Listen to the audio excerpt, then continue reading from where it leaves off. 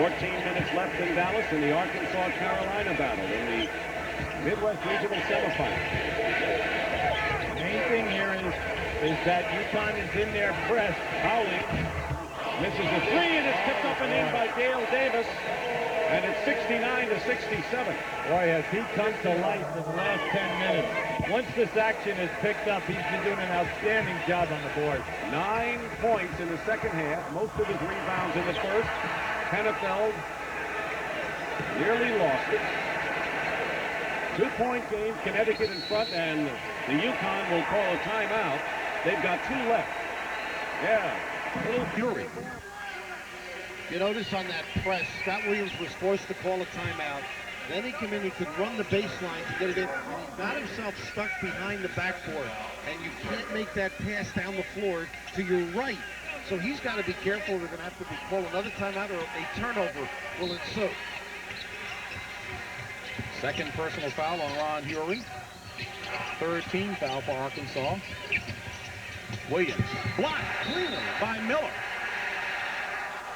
Stays Carolina's ball. During the year, I've teased Tommy Grice for blocking shots to Villanova center on his tippy toe. Well, Oliver Miller gets up as high as we might at our tender age, but it is effective. And Miller had the second block on the lob-in, but he got him on the hand, so Miller picks up personal foul number 2. I still can't get over him with the media. They had credit, had to come back and tell him to keep quiet. We've got to get on the bus. He was all over them. Anybody with a light or a pad and pencil.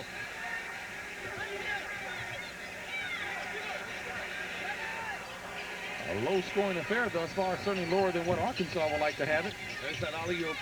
Little rub-off on Fox for Williams. Chilcutt gets the bounce.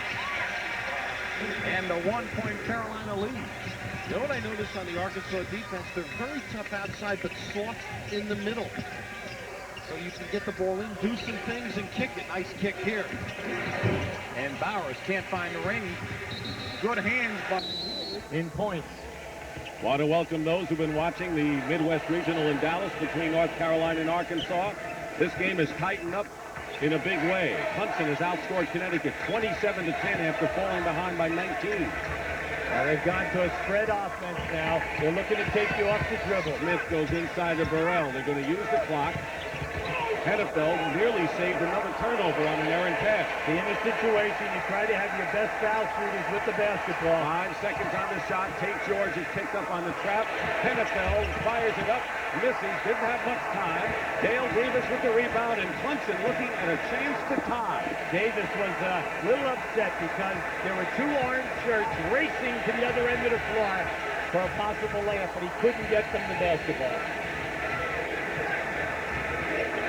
Clemson looking to tie this game. What an improbable turn of events here after it looked as if Clemson had no way of solving Connecticut's defensive pressure. Well, you know, Clemson came in with a couple outside shots, and then Davis down inside getting all the offensive rebounds, and then their pressure defense has done an excellent job. That's Marion Cash, the point guard. Derek Forrest, the swing man. Howell, a good outside shooter. And the shot by Cash is batted out of bounds by Tate George. And a new clock.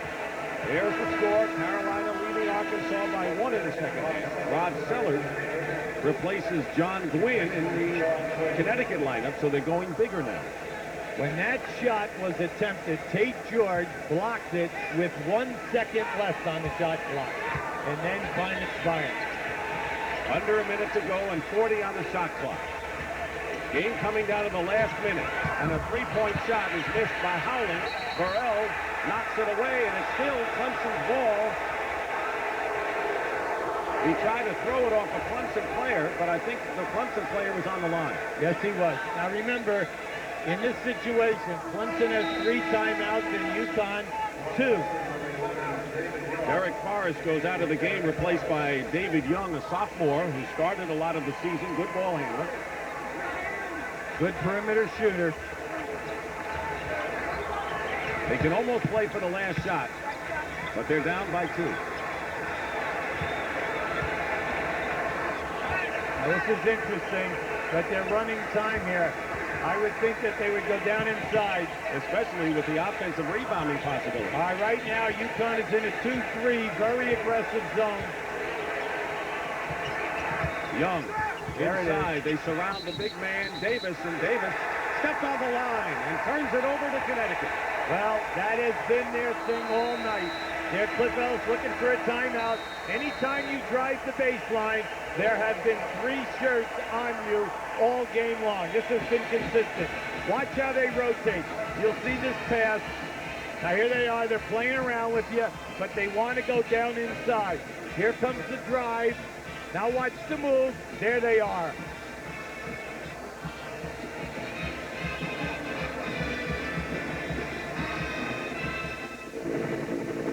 During Hurricane Hugo, when speed was critical, the All-State team helped thousands of policyholders get a fast start on recovery. All the debris that's piled back here is part of my house. Right in front of the Clemson bench.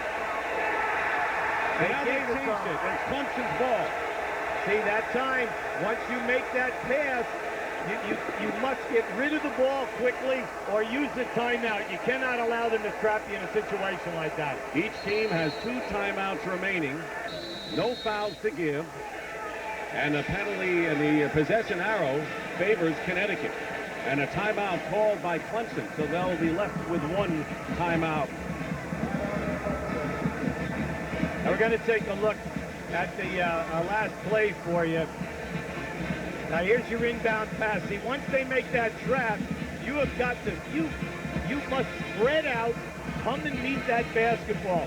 Plus, any ball that's loose, you go get it. You do not allow a referee to have to make a major decision. Here's David Young with a 3-point basket. And Clemson leads by 1, and Connecticut will call a timeout.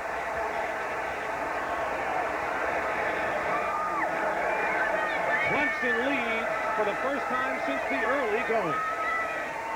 Rebounded by Chilcutt. And Miller. Numbers.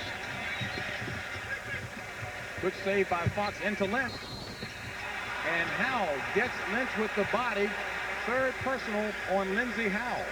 In the first half, we saw them sneak down Carolina and get those chippy hanging. Remember that in the old days? Clemson on top with 11. Oh, what a finish. Connecticut has the ball, trailing by 1. Amazing that Connecticut has played as well, giving away all that height to the Twin Towers, the duo of doom.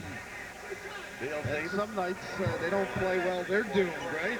They must have it all together tonight. But Carolina able to look deep because of the wing shooters. They don't have the proper balance, Arkansas. They might get some easy key baskets for the next 9 minutes.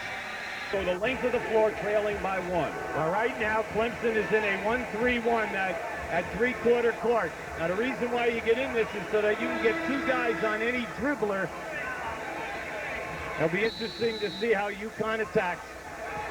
Hennefeld and Smith bring it up. Tate George with the ball.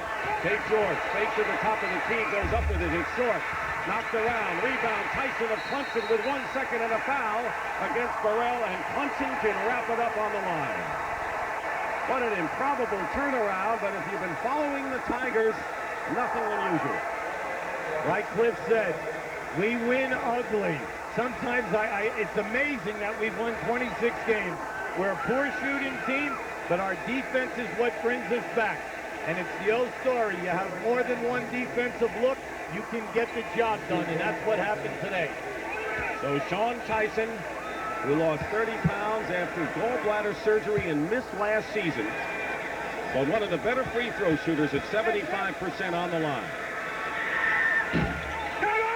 And a timeout with exactly 1 second to go. That's the last timeout used by UConn. Yeah, Marion Cass has just left Chris Smith here. Now, I don't know whether they're enticing a pass to Chris Smith, but he's standing right in front of half court here. No one playing him. Maybe this is a con. Let's see what happens.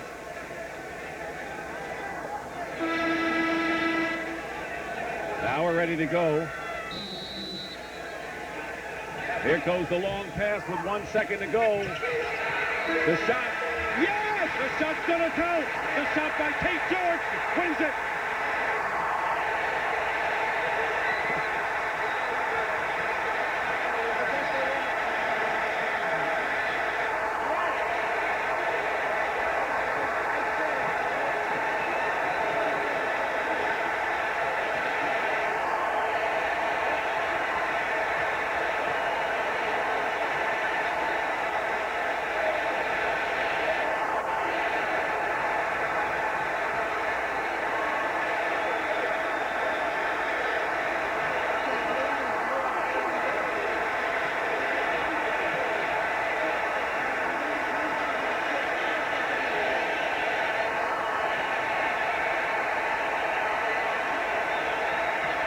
This is unbelievable. The whole turn of events. One way and then the other. Tate George wins it with a jumper. They went the length of the court and won it with 1 second to play, Hubie. Not only the shot, but the fact that he caught the pass in traffic. There's his mom, Erica. Looks to be in tears. Caught it in traffic, and his back was to the basket. Landed, turn, and let it fly.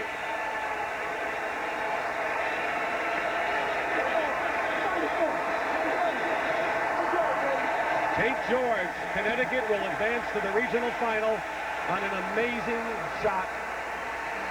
There's your long pass. Here's your catch. How about the presence of regrouping for the elevation of that shot? And a man in his face. He was defensed well. There's Campbell up. Now here's your look. Now there it is, right there in traffic. You know, Sean Tyson didn't want to foul and didn't put his hands up, didn't want to come close. Never thought Tate George could hit that shot. But he did, and Connecticut wins 71-70. How did they react on the UConn bench?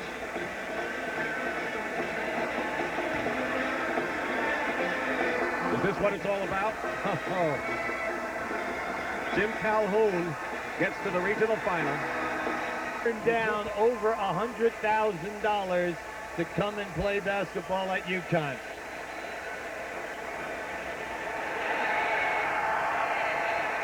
You wonder, All players indeed in foul trouble, but it has not hurt them thus far. They enjoy a 13-point lead with 5:36 remaining. North Carolina's big man Scott Williams in foul trouble with 4. The game was tied at 54 apiece at 10 minutes and 40 seconds remaining. The last 5 minutes, it's been a 22-9 run by the Razorbacks. This is King Rice, 1-on-3. They're pretty tough with Miller waiting in the back. Hubert Davis. Davis again. Pretty good reaction defensively here. I think they've got to go in to get these kind of shots. Williams, good ball movement by the Carolina team. And it's an 11-point lead. If they're going to look for threes, they got to go to the box, James, and then kick it back out. They can't force it quickly. Oh, Miller, great move.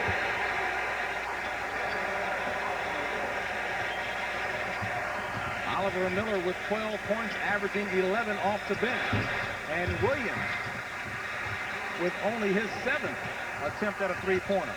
Good court presence by King Rice, not going in the backcourt. Inside to Williams, and Miller, not alert on the defensive end, picks up his 4th personal foul. Well, you mentioned 3 extra inches. You can see the floor a little bit better. They've punished Carolina. Good preparation, good position, and even you could send this one in. Great look. Well, Good execution. As I take a look at him, it was 65 pounds ago for me to get up that high. The old days, if you showed up like that in practice, you would be dismissed by Coach Harrison, right? Scott Williams, impressive evening. 18 points, 6 rebounds, perfect from the free throw line at 6 for 6. And this is not an easy club to press and get back in the game. Went to the floor. A lot of ball handlers, a lot of people who see things. They're playing smaller now with Bowers in the game. So in essence, they've got 3 guards with Day as the small forward. And Smith's got a lot of time remaining, Billy. 4:42 remaining, trailing by 12.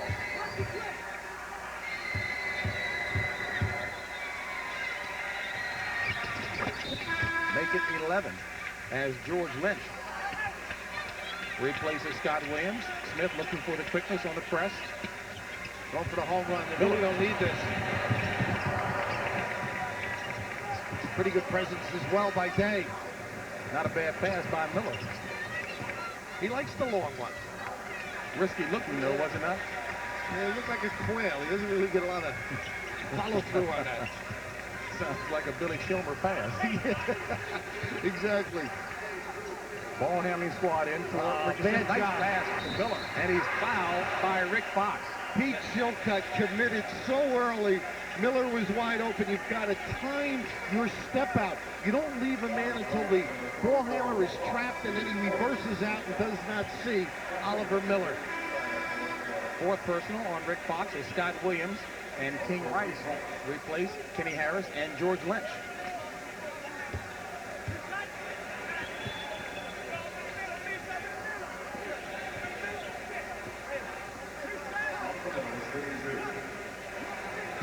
Not a bad evening, and he's perfect from the free throw line, 2 for 2.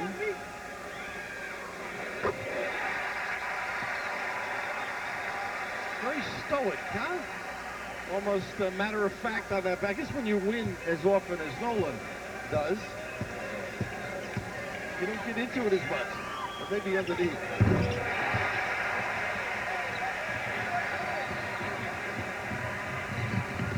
Hubert Davis, rebounded by Mayberry. Nice. Today.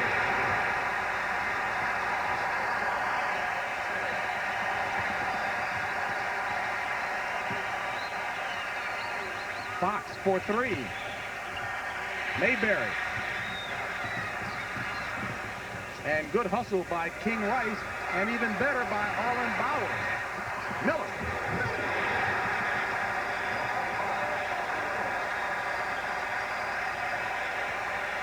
Welcome to those of you who were with the Connecticut Clemson game throughout to the Midwest Region semifinal action here at Reunion Arena in Dallas, Texas. James Brown along with Bill Raftery, and it's Arkansas running away from Carolina with 3:28 remaining. They're up by 16. You cannot press this club. Too many good ball handlers. And look at that enthusiastic press. And that's for the end zone crown at Barnhill South.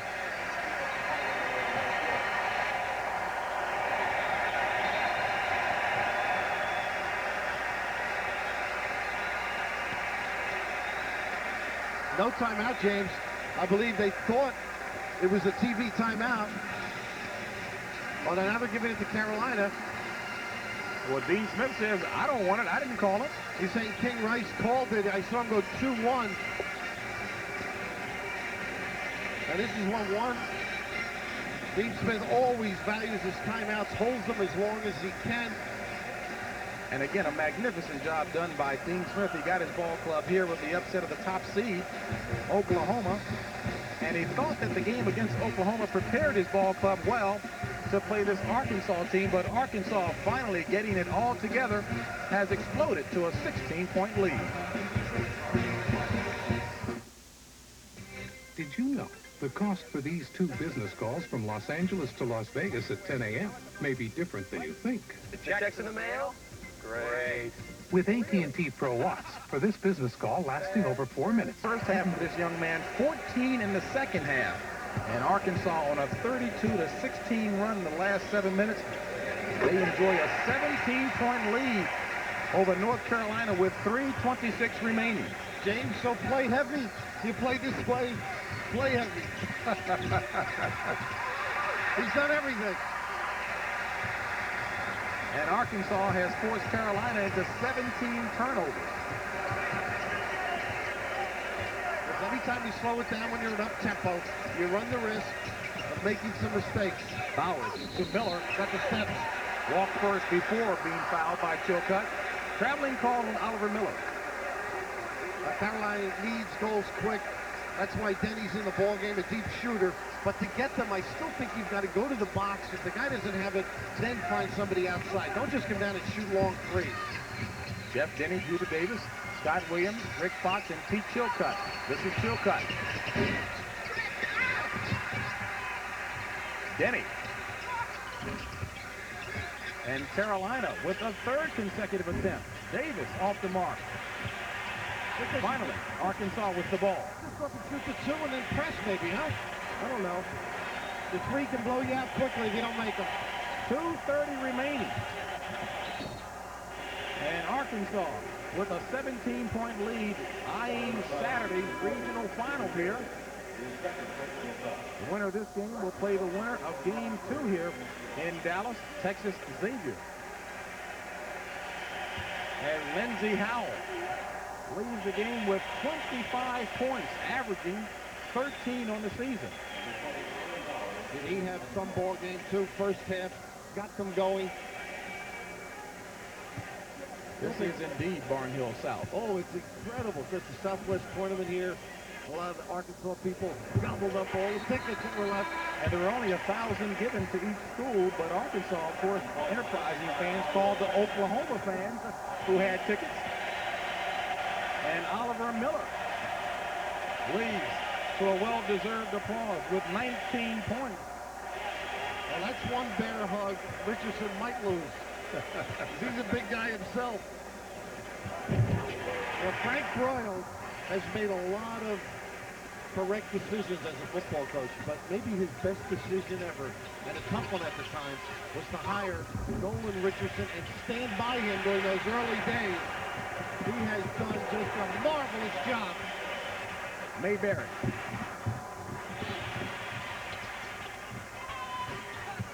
Chilcutt for three. And a tough decision you mentioned by Broyles at the time as Nolan Richardson became the first black coach of any sport in the Southwest Conference. The Trailblazers is doing it here. National champion UDC team a few years ago, Division II squad. But Carolina trying to trap, get control a little bit. Now you think of Dean Smith, this perhaps maybe his best coaching job ever. When you think of his club early in the year struggling, a great recruiting year. Mike Francesa mentioned Montrose making that decision. Of course, third number of other good kids. Brian Reese, two New York kids going there as well. So it's a great year. And he will be back. Terrific job this year by the Tar Heels.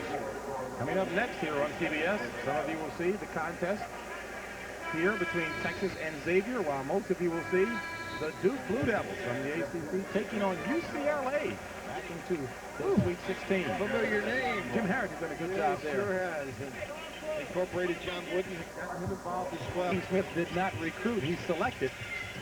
Maybe not the case last year, but certainly this freshman class coming in. Just can't get those threes to go. You know, that bench looks dejected, but they should be awfully proud of the tremendous year they've given their school.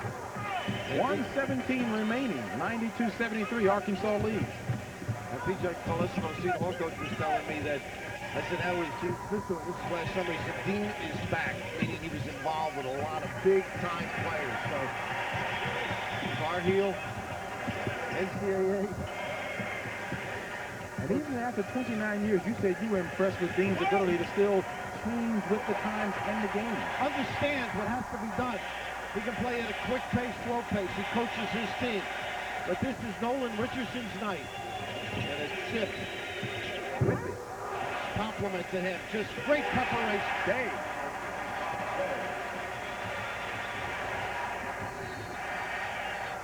And Nolan Richardson, who has been a big winner everywhere he's gone, from the high school ranks, Bowie High School in Texas, to the junior college ranks, had a 37-0 ball club at West Texas Junior College.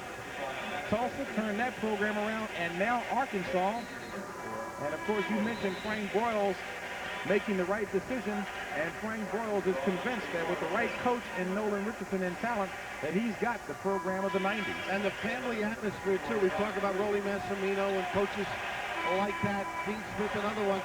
He does more for his kids off the floor. Incredible rapport. Caring man.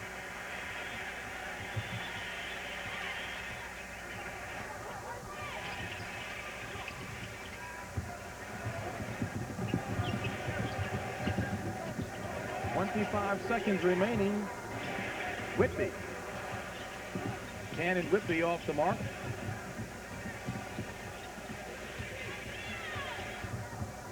Jeff Jennings. And the final 7 seconds. As Warren Lynn hits a two-pointer for Arkansas.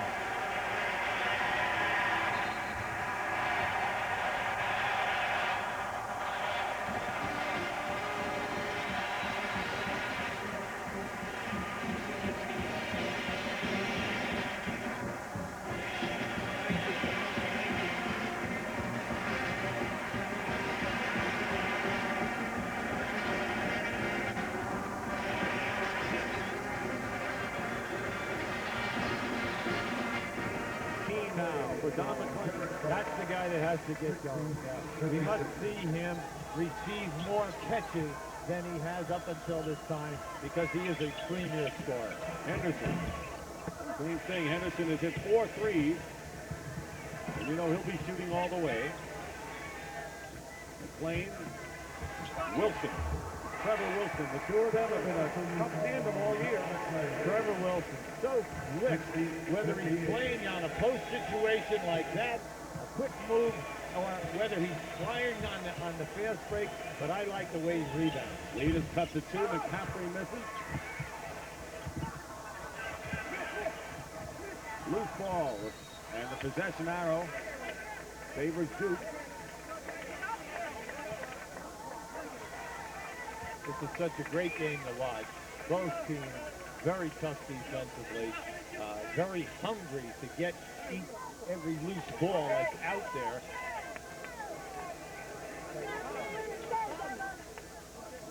Well, there are only 2 ACC teams left as Clemson and North Carolina went down tonight. Hurley.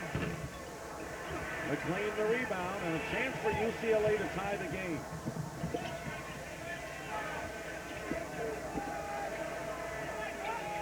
Duke is in his zone now. Wilson wants the ball.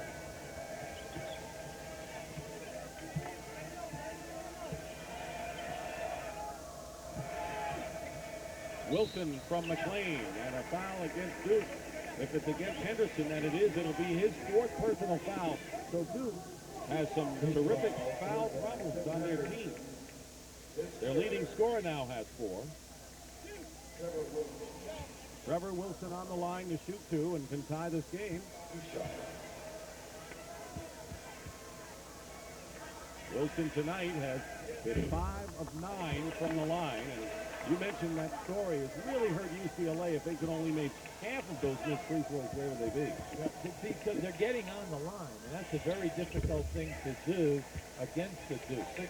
And they're up already around the 30 mark, and we still have 10 minutes to go in this program. And Duke hasn't been to the free throw line in the second half. Henderson tries to get it to Leitner. Sudden scores himself. Okay, he is so quick. A quick thinker also. He has good hands. The range is there. He's quick off the dribble. But more importantly, he hurts you in the lane area on this shot. Lane misses. Rebound to Hurley. 9:35 remaining in the second half. 62-59 Duke.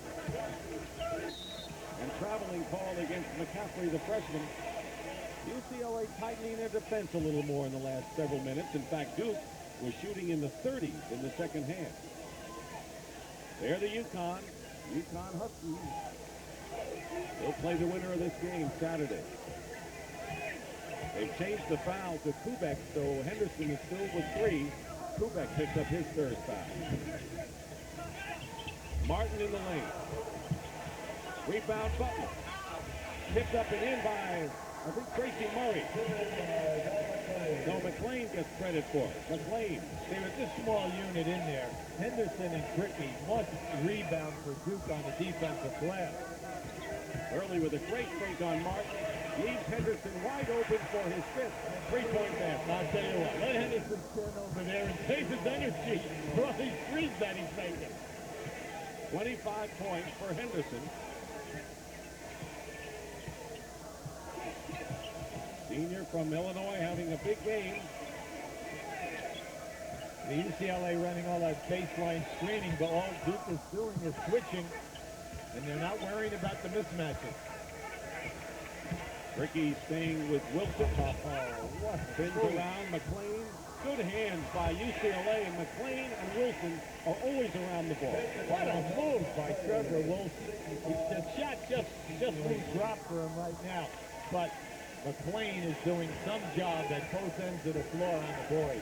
Lane and Wilson combined 33 points. McCaffrey misses. Leitner kicks it out. And now UCLA looking for the tie. They haven't been able to tie this game. Murray with a 3, and the Bruins lead it. Not bad when your center steps out and shoots the three. Sooner or later, UCLA shots had to drop, they figured, and now they are.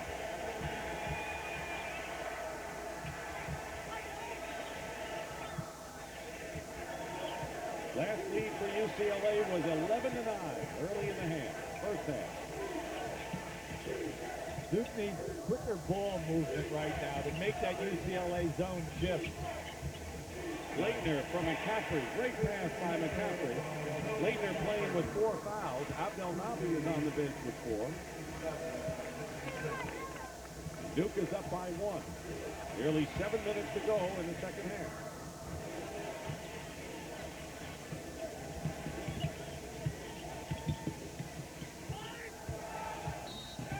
Martin goes baseline.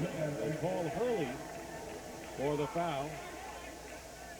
Well, Hurley honestly thought he had a 5-second count that time, but Derek Martin lulled him to sleep and beat him on the baseline. Look at the turnaround off the offensive glass. It was almost the other way around in the first half. They're doing a great job, but then we've also had Leitner and Abdelnaby in foul trouble. So people sometimes, when they get that, they're afraid to have anybody contact, and they don't want to go crashing in. So this is a major advantage for UCLA, just like the fact that they've been shooting the penalty now since the 12-minute mark. Martin makes the front end. Abdelnaby playing with 4 fouls, checks in. Leitner goes out. Duke yet to go to the free throw line in the second half, but UCLA not taking advantage of their opportunity. You see, you can't get on the foul line if you don't have a low-power game, or you do not get on the offensive boards and take it up strong.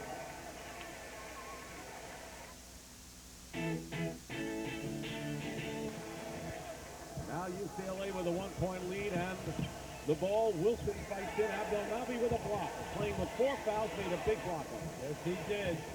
He allowed Wilson to release the ball before he went, but very, very smart.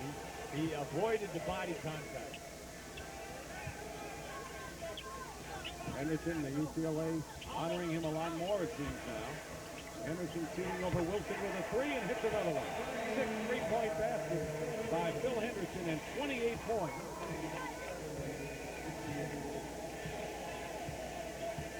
He's at 6 out of 11 3-point baskets.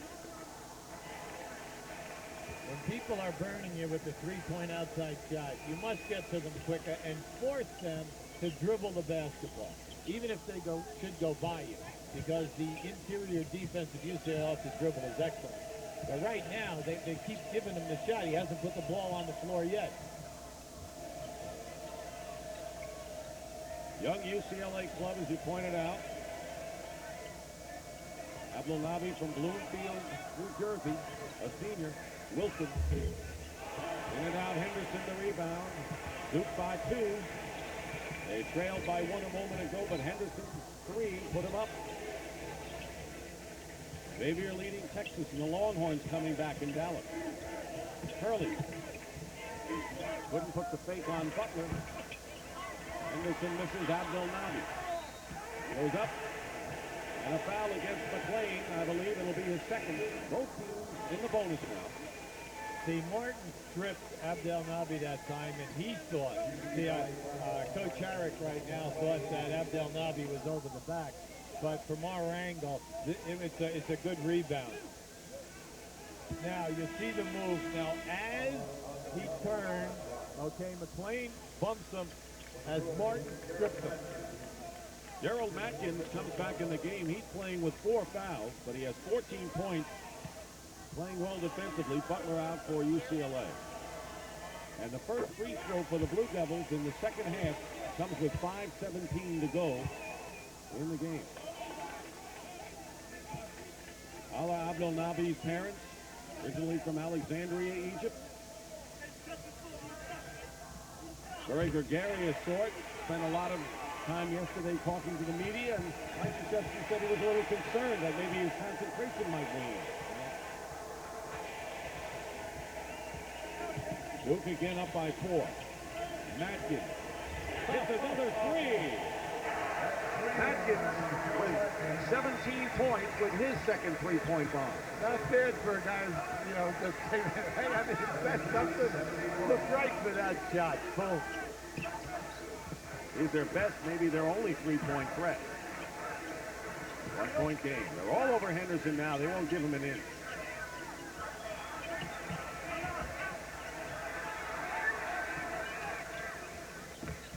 Hurley with a good first step to the hoop. Great play. Excellent penetration that time.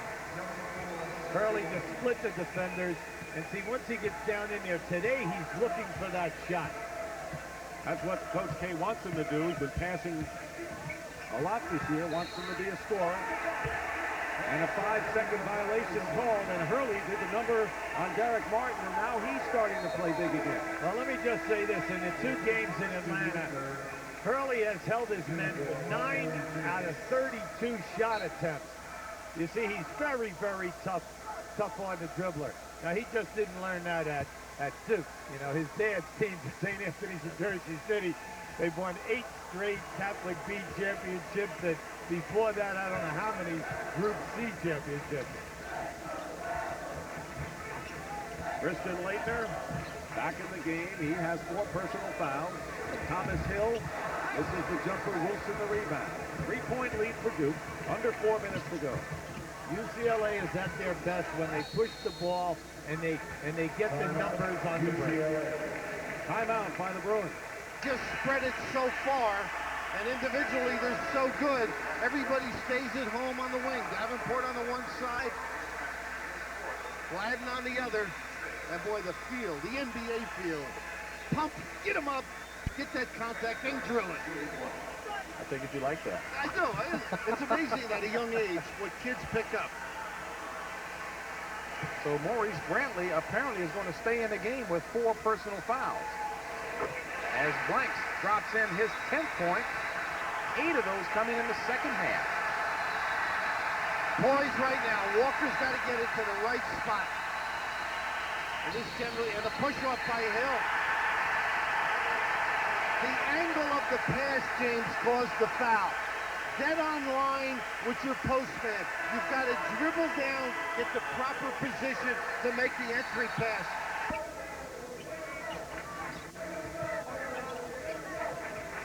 See, they're not playing Ricky. Ricky takes the jumper and misses. They're not, and they weren't at the top of the game either. But a big offensive rebound for Christie. See, the guards are sliding over in the zone to cover Henderson in the opposite corner. That allows this up wing over here wide open. Henderson traveled. He's got 28 points to lead all scorers. Leitner has 18. McClain with 19 and Matkins with 17 are the leading scorers for UCLA. There's Henderson with a big 3-point shooting night. Now the Bruins down by 3 with 3 minutes to go in the game. Derek Martin short on the long range. Collides with Hurley. A long-range shot by Derek Martin. Probably not what Jim Harrick had in mind. He's been struggling all night long, and that was really, difficult shot. But, he comes into UCLA as a 33-point high school scorer. Abdelnabi with a good move. Good fake and a move. Duke by 5. These are critical minutes right now for UCLA if they're going to hang in there. I say Abdelnabi doesn't even think twice. He makes a strong move every time down inside. McClain against Leitner. And it's going to be Duke's ball. UCLA going full court press right now. This is the first time in this ball game. Sure helped bring Clemson back against Connecticut in game 1 tonight here. So they're matched up man-to-man right now because they know that Duke is going to try to run some clock. We're down inside of 2 minutes. Leitner goes in and a big basket. And a lead now of 78-71.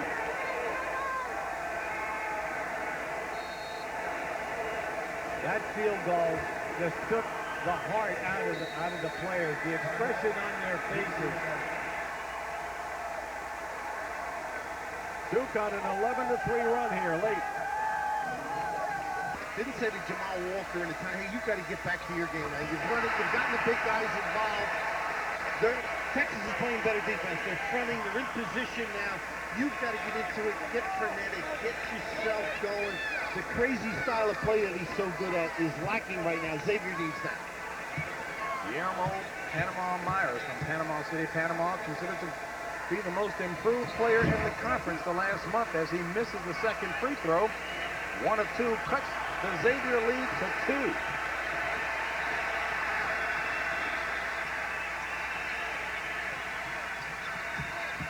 Davenport, scoop shot. Strong. Blocked by Collins. What an effort by Davenport. Almost got the skimmer in. Nice call, the shuffle cut, and then the dribble off the bump. And this is just great pursuit, knocking it back. That's what Texas has done. They've elevated their emotions. Myers and Colley, especially on the inside. Strong from the outside. Derek Strong is really impressing, folks. 19 points. They're sticking with the 2 big guys, aren't they? Because anytime you let the ball in that top of the key foul line area, that guy can do some amazing things. Blanks. Myers, big rebound. Strong and even bigger one. Bigger, he's right. Here comes Walker. You said he had to turn it on, and he does. That's his game. Back to a 6-point lead for Xavier. Plenty of time, though, Bill. 11:30 remaining. This is the kind of game you were expecting. Yeah, very much. I thought Texas was not themselves. And here's the clear again in the middle. Look at how he moves. Now, how is it that anyone ever thought that Mays couldn't penetrate? Look at this again. Oh, Jamal. Walker answering the challenge. Everybody reaching for the dribble. You got to stay at home. You don't reach. Move the legs.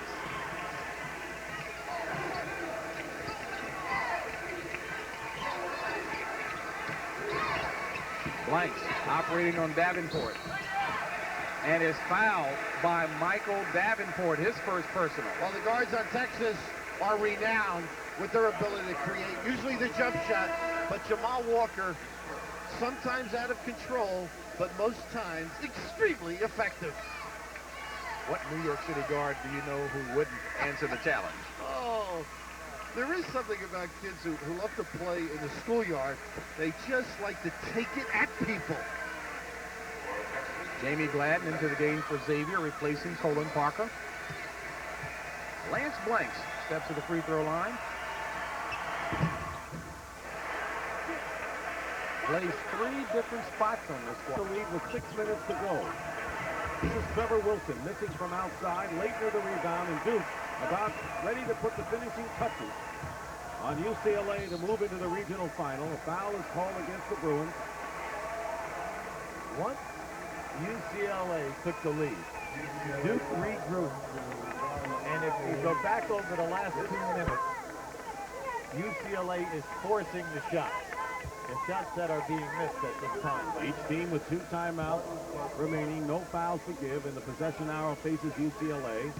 And Christian Leitner, who has been struggling offensively coming into this game, and burdened with 4 personal fouls, has played his best game by far of the tournament. Now with 21 points. But you're right, UCLA had a 1-point lead, and Phil Henderson, who has hit 6 3-point shots, came right back with a 3 to put Duke in front, and they haven't been headed since. That was at 6:15 mark. Now, Coach K's description of Leitner is that he is gifted. He's 6'11", 225, outstanding aptitude for the game, and he just feels that he's going to get better and better. Martin going for 3, and misses. Trevor Wilson. And the basket and the foul called by UCLA. They have 1 timeout left. 1 timeout left by the Bruins.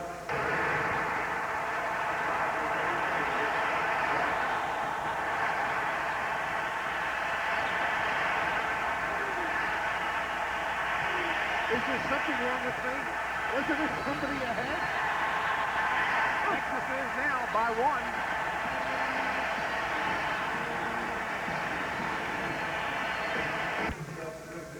UCLA was controlling their offensive board. But since this 2 for 9, they have not received a second shot.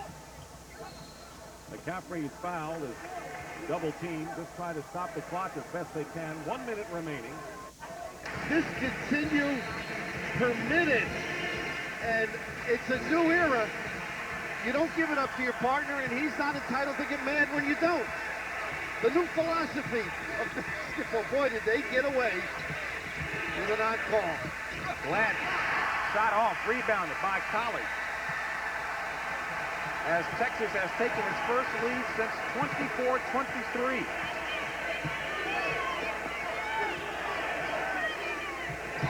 Mays, good head fake. And blocked from behind by Williams. Good job by Williams. Not too many transition baskets for Xavier. Excellent balance and speed as they get back and protect. And excellent defense by Courtney Jeans. Texas's defense has been key in this run as well. Mays has 3 of the 9 steals for Texas. Jeans has to run the show when he's out there, not make mistakes. Give Joey Wright a blow. Mays. Jeans tried to keep it alive. Nice steal. And Williams goes up for the dunk, but gets fouled by Courtney Jeans. Everybody in the building pretty much involved, and Tommy's little girl gets a little excited, a little prayer, a little wish. Carly Penders had some joy. She may have seen that double dribble as well. Isn't it past her bedtime? It sure is. But why go now?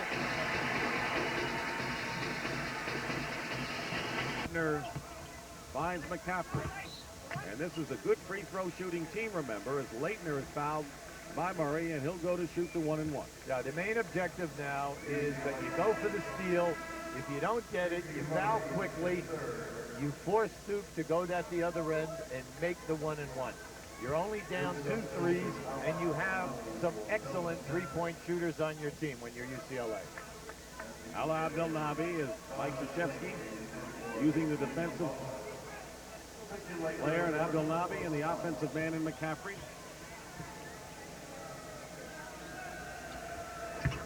Leitner now with 23 points in the game, going along with 14 rebounds, and Duke has missed only 3 free throws tonight. UCLA has missed 12. Missed 12, that's right, a big stat, because UCLA had 32 opportunities tonight. He went to the line a lot more than Duke did. Texas leading Xavier in the second half with 7:45 to go. Turnover, and they'll foul Bricky with 39 seconds left. Trevor Wilson with his 4th foul.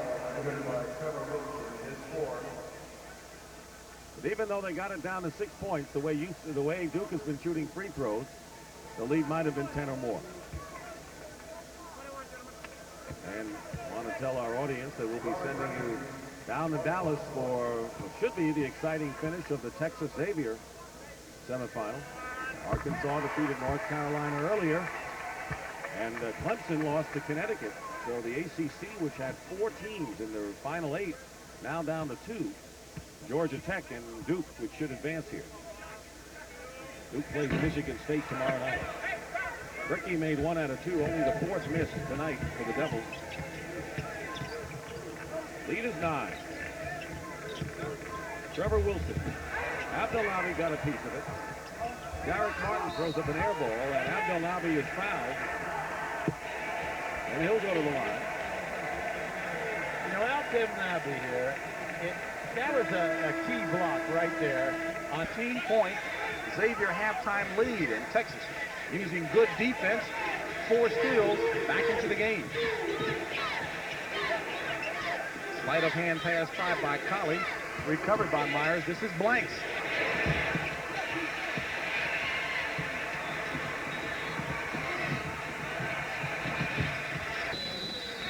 Ball knocked out of bounds, and it stays Xavier as Tyrone Hill comes back in. Tyrone Hill had 17 first-half points, and Texas really has done the job on the inside. He's only got 3 in the second half, as Duke has moved out in front of UCLA. So the big fellas for Texas really have stepped up defensively. Oh, they sure have. And the other end of it is the offense. They've been turning the corner in the middle of the floor. Now they've got a double high post, so they're jamming that up. So you might see some wing or baseline jumpers. To embellish that point a bit more, Derek Strong had 15 first half points. He's only got 6 in the second half. So Tom Pender's apparently appealed to a team's manhood as college. This is rebounded by Myers. Panama violating your rules. Absolutely. Panama, when you get it, you have the right to go back up strong. The poor guy. He's going to squeeze at the big guys once in a while to see if it's alive. Blanks. Rebounded by Colley. The bounce killed him. Gladden forced out by James Brantley. Brantley really has played a fine ball game, 12 points in a starting role, only averages 3. And Xavier out in front by 2. And that's the final up east as Duke moves to the round of 8 to meet Connecticut on Saturday in that regional final up there. Right here, the winner of this contest will face Arkansas, a big winner over Carolina, and a kick ball. And a fresh 45 as Joey Wright comes back in to replace Courtney Jeans. So Wright coming back in with 4 personal fouls and 22 points.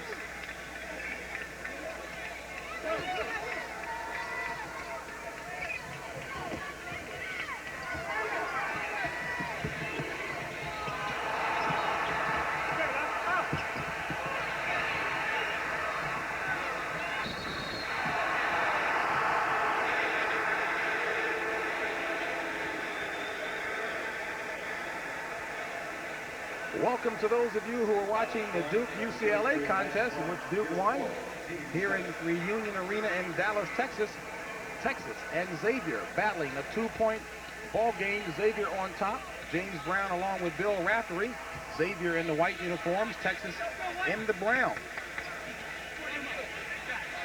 And Texas has been trailing by 14 points at the halfway mark. Texas's front line scoring has really gotten back into the ball game along with the backcourt. Texas, thanks to a 32-18 run, trailing by just 2. They were not in it emotionally. Their defense stepped up, became a factor, took Strong and Hill out of the game. And on the offensive end, they were able to dribble, penetrate, and drill their jumpers.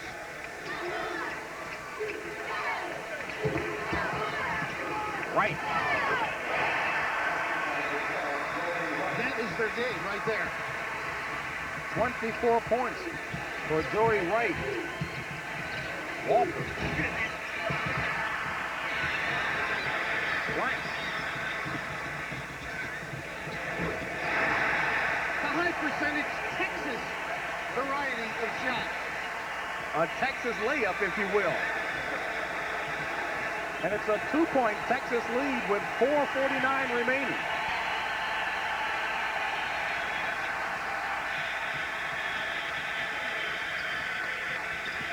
They've been effective getting it to the high post and then down low. Strong or Hill popping up.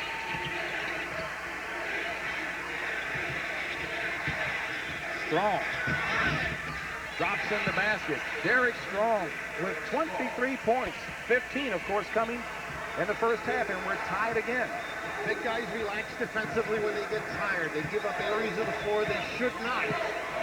Texas has to concern themselves with that. Blank. Marcus Moore counts. Well, it's a little premature to get into the moonwalk, but a very inferior first half for Lance Blanks. He's starting to light it up. Of course, the touch, the awareness, and the release. Now, I've seen you dance. You don't have those kind of moves, James. I think mine are a little nicer. You're more of the foxtrot variety. Blanks draws a 4th personal foul on Tyrone Hill. And talk about a half turnaround Lance Blanks had 2 points in the first half. He's got 20 now. Little 2-3 zone now. Force the outside shot, take the big guys out of the game. Very important for Texas. They've been struggling in low post. Walker. Hill. Texas ball.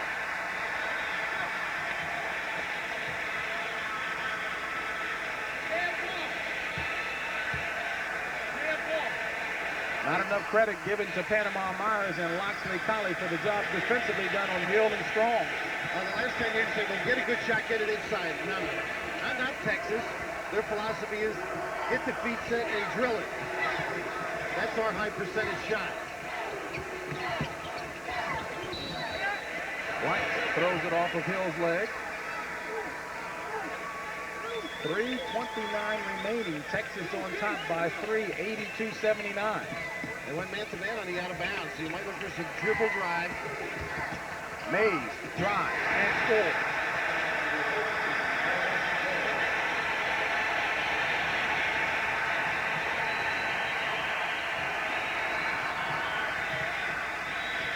Hill. Collins with the rebound.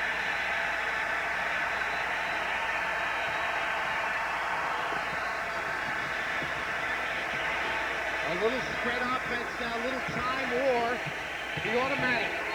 Blanks with the automatic. That is a tough angle for a kiss. Gorgeous goal.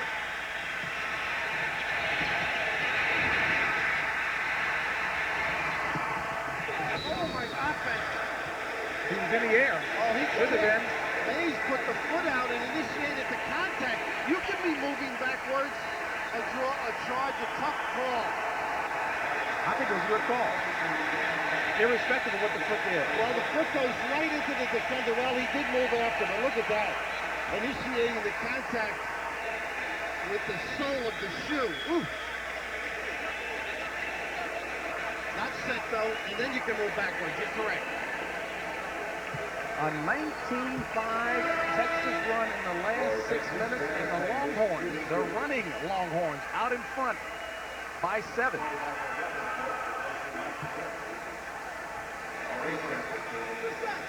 There's another thing, too. Clubs now go on runs, and coaches, a lot of them let their players dictate style, what shot they want. They don't call a timeout, save them as late as they can because of the pressing situations late in the game. But this is a situation where Pete Gillen on the offense really has to get the shot he cares for his selection.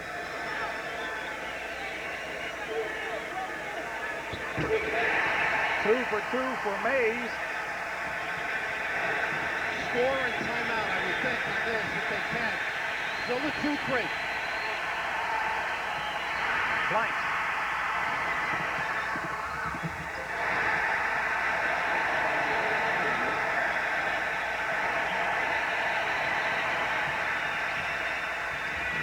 Walker for Xavier, and Pete Gillen calls timeout.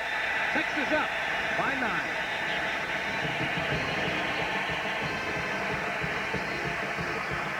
Texas to go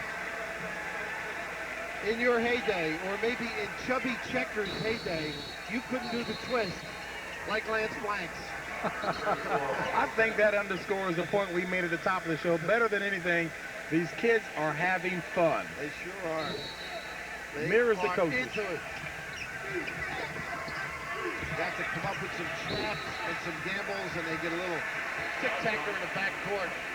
You know, both of these coaches, though, James, when you think of it, very similar. Pete Gillen is still a Brooklyn guy. He's more apt to get down to the corner and pick up a racing form. And you think of Penders at the other end, he's gone a little upstream. He's more apt to go to the country club now and have that Wall Street Journal delivered. You're getting the pass. Now we got them to play some defense, and it really took Xavier out of a terrific game plan. Inside Jamie power. Gladden goes out. Derek Strong back in. Lance Blanks, no question about it. Shooting blanks in the first half with only 2 points. 22 second-half points. He was 0 for 8 from the field in the first half. Texas now enjoys a 10-point lead with 2:11 remaining. You can see Roance has some problems in visiting courts. He just had to rub it in a little bit, doesn't he? He's had his difficulties with some fans and coaches in the Southwest Conference. The 2-3 has been a great help to Texas. Took away inside power. And Holly with the rebound. Now, what he doesn't want to do, although he was playing aggressively, he hit Davenport with an elbow, but little does he know that Davenport is a black belt in karate, learned from his father who learned in Thailand, so he better think twice. And that's the first note you memorized on this trip, who to stay away from. But this is really not necessary. You're right, it is physical play, but the extra, that could have been a 2-shot foul, that elbow. Thank goodness Davenport is about as easy going to play as you'll find. Colley, 7 points, 13 rebounds, contributing to the down looks on the faces of Xavier players. Colley really has done the job defensively, Raph. And Panama, Myers, absolutely. And they're not big, they're mobile, aggressive, and they play without getting that carrot. An occasional shot. Or pass. It's the Musketeers, the Xavier nickname. They got to pull one out like the old Three Musketeers used to. Score quickly, no timeouts, get in their press, give it up. Under 2 to play as Walker kisses it off the glass. Good job here. Now they got a trap. There's Texas really not known to use the clock. Wasted about 5 seconds for the giveaway. Carly can relax, huh, Daddy? Well, not really. Minute 44. She wants that time to move. 4th personal on Davenport as Susie Penders, obviously in good spirits and relaxed. While hubby is down the floor continuing to direct traffic. Jamie Gladden comes in to replace Michael Davenport for Pete Gillen. Davenport really still struggling with the after effects of that ankle injury. Right, 4 or 5 from the line tonight. Doesn't get the roll. They got a chance, get it to single digits. It's a 10-point Texas lead off the mark. And there's that play. He didn't learn the first time. And that's exactly what Wright is talking with him about now. Now this is great though. See, years ago people would say this is dissension. I enjoy this. They're saying, hey, you've got to start using your head. We want to win this. We want to move on to the next round. And really, the step through, speaking of karate, one of the better moves, and Loxley did not learn from the earlier incident. And speaking of karate, Davenport back into the game for Xavier. Can shoot it. Here's Gladden. Blocked. And the foul is going to be called on Panama Myers. And that is 4 on Panama. And again, Blanks huddles the team just outside of the free throw line to tell the guys, let's keep it under control. A 10-point lead with 1:31 remaining. Texas angling for an all-Southwest Conference Final 8. And make that final in the regionals right here on Saturday.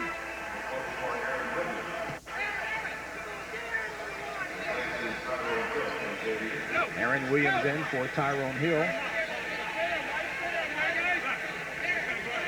Rest him on the one end, push, give the foul right away. He can get back in on in the game. It's not a matter of little offense, defense, quick springing, fresh legs with Aaron Williams.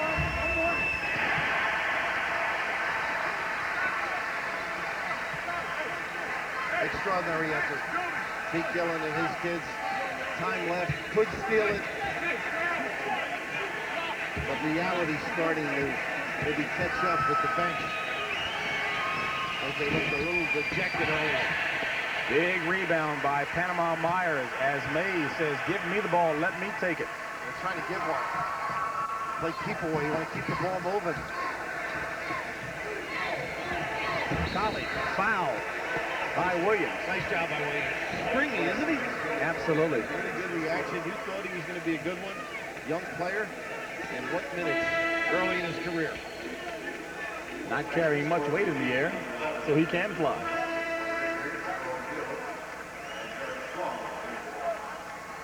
Now, this is a tape that Pete Gillen's going to look at and say, how did we let it get away? And it's really attributable to the defense inside by Texas. They stepped it up, wouldn't let the high-low sets go, wouldn't let the post-ups go. And Jamal Walker, who had played under control, never could get back to that normal type of basketball he possesses. Distinct change from the first half when Xavier's front line, the threesome, accounted for 45 points. Colley having trouble finding the range. Wholesale changes that time for Texas. Courtney Jeans, Panama Myers, Loxley Colley, Travis Mays, and Lance Blank, the 5 on the floor for Texas. Jamie Campaglia. Of course, he was a great help. Us, the assistant on the screen on the right. There's a lot to do for Tommy. Played at Wagner for P.J. Carlissimo, by the way. An 11-point Texas lead with 1:13 remaining, and Walker misses.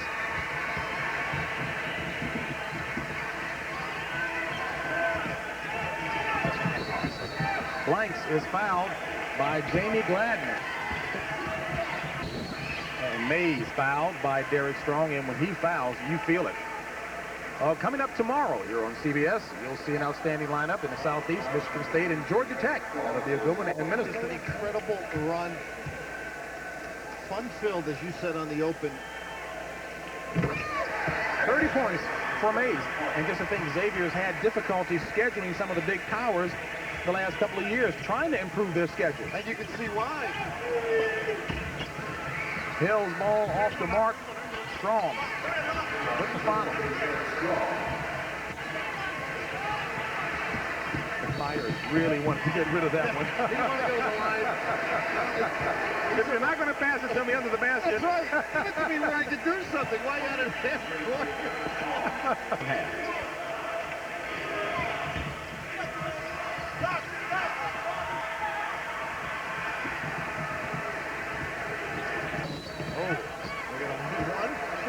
Travis Mays fouled by Jerry Butler now. It's good to see him. Butler blocked from behind by Shepard.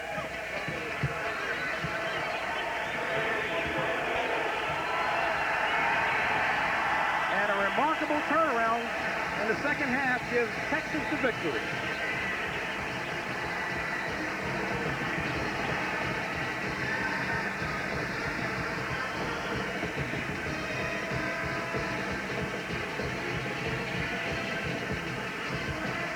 So the Midwest Regional Final is all set as Texas gets by Xavier and advances on. It will be an all-Southwest Conference Final here as problems getting the ball over half court.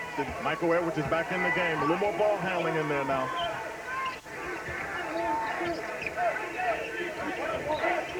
Edwards has the open shot. Now that makes this game entirely different. Once he makes that shot, now you got to guard him, and he's quick enough to get around and make some things happen. That's a good sign for Jimmy Boeheim's crew. Syracuse by 2 with 10:20 to play in the game.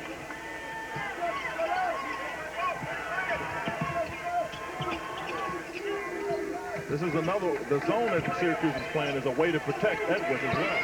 Lynch's three-pointer is good. So the Gophers come right back with an answer. And Clint Haskins would love to see his junior guard begin to light it up. And Minnesota has a lot of answers to your problems that you present to them. But as we talked about at the top of the show, just not very many people know a whole lot about them. And that can work to your advantage because that means you haven't been scouted as often, too. Billy Owens, three-pointer.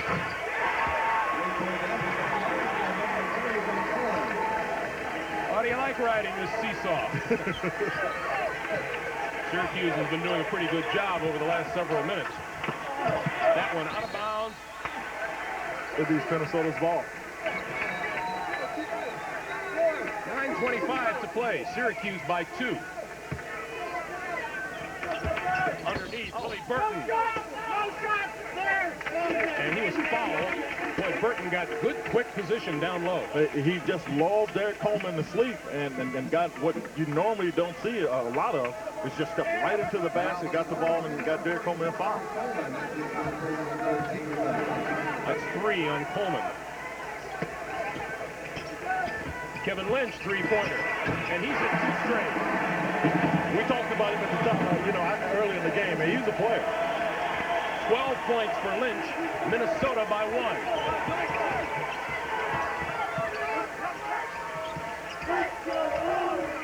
This is where they've got to get the basketball. Derek Coleman. And Coleman just tossing the ball, and Bob Martin just threw a technical.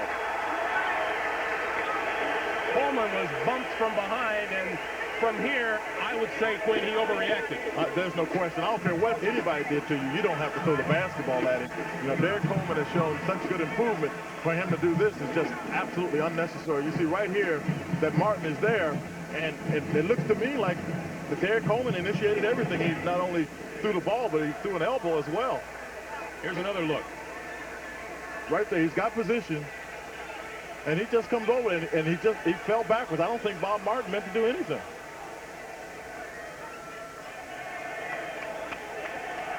But you can't afford to lose your cool here. This is a tight game, and right here, Derek Coleman gets a technical foul. Not a wise choice at all.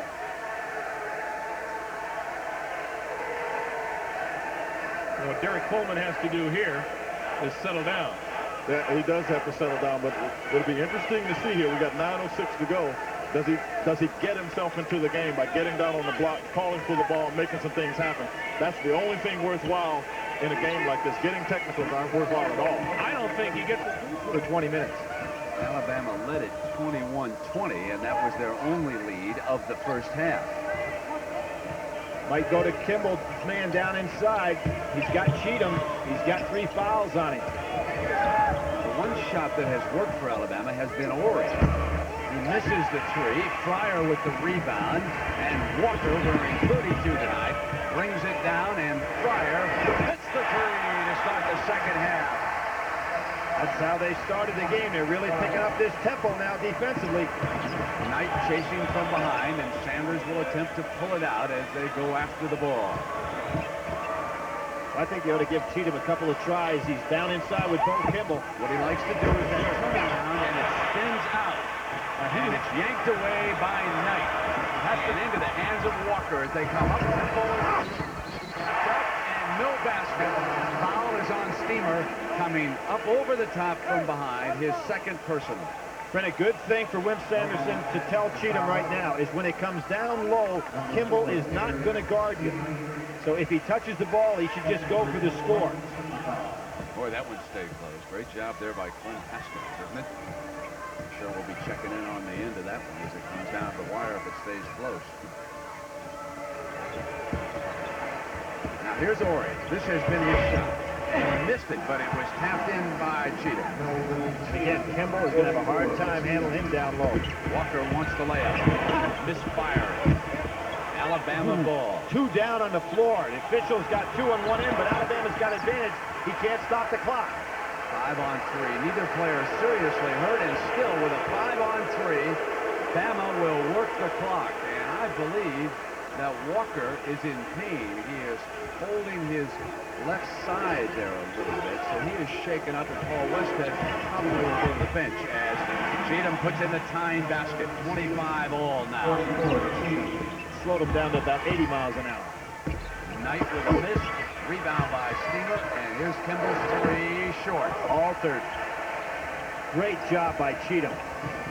But it's tough to get that jumper from three-point line with 6'9" guys coming at you that can jump in the air. Ori coming on the inside. He's going to be the go-to guy. It looks like now he's starting to hold his right side in his back. He lifts back on defense. Puts a move. Misfired. Then Wall can't save it. You see what happens down inside? Walker goes down so hard onto the ground. Boy, right on his back. Walker comes out of the lineup. right now. He'll sit down. Lowry replaces him. Fryer missing that time, or he couldn't handle it, and it's knocked back into the hands of Fryer. Kimball over in the three-point line. Fires it again. He'll keep shooting till he hits it, and then he'll keep shooting till he misses it. That's his formula. He was 11 for 15 of those in the game against Michigan. He has had some games, however, nowhere near that, particularly when he hurt his hand earlier this year. Wimp Sanderson's Temple leading by 2 right now, 27-25. He should have cheated him, and he gets it back to Waits. Great double team by Lowry, helping out Kimball. Trying to swing the ball to get Cheatham open. Now they're going at 10. Second mark into Knight's hands. Loyola with an opportunity to tie.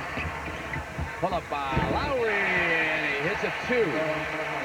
2-point field goal to tie it. Into Benoit's hands. Nobody there. Oh, and then he kicks the ball. Now that'll be a warning. That will be a warning for delay of game. The next time it happens, and you know what? I think it was accidental. It might have been. I didn't see the warning either. Brent, the point we talked about earlier today, I think that Loyola Marymount should hold the ball after they score the first point of the game every time. He knew what he was doing. Knew what he was doing. The reason I think they should do it, it's a warning to both teams when it happens, and therefore the next time it's a technical foul. Send the man to Italy. Let him play for the America's Cup team. That was with the knee. Kimball. And that's a 2. You see what Bo did there? He paralyzed the defender. He's been taking the jumper without the fake. They turned it over with the score tied at 29. Now the pace starting to pick up, but there's a timeout. That also works to that man's advantage.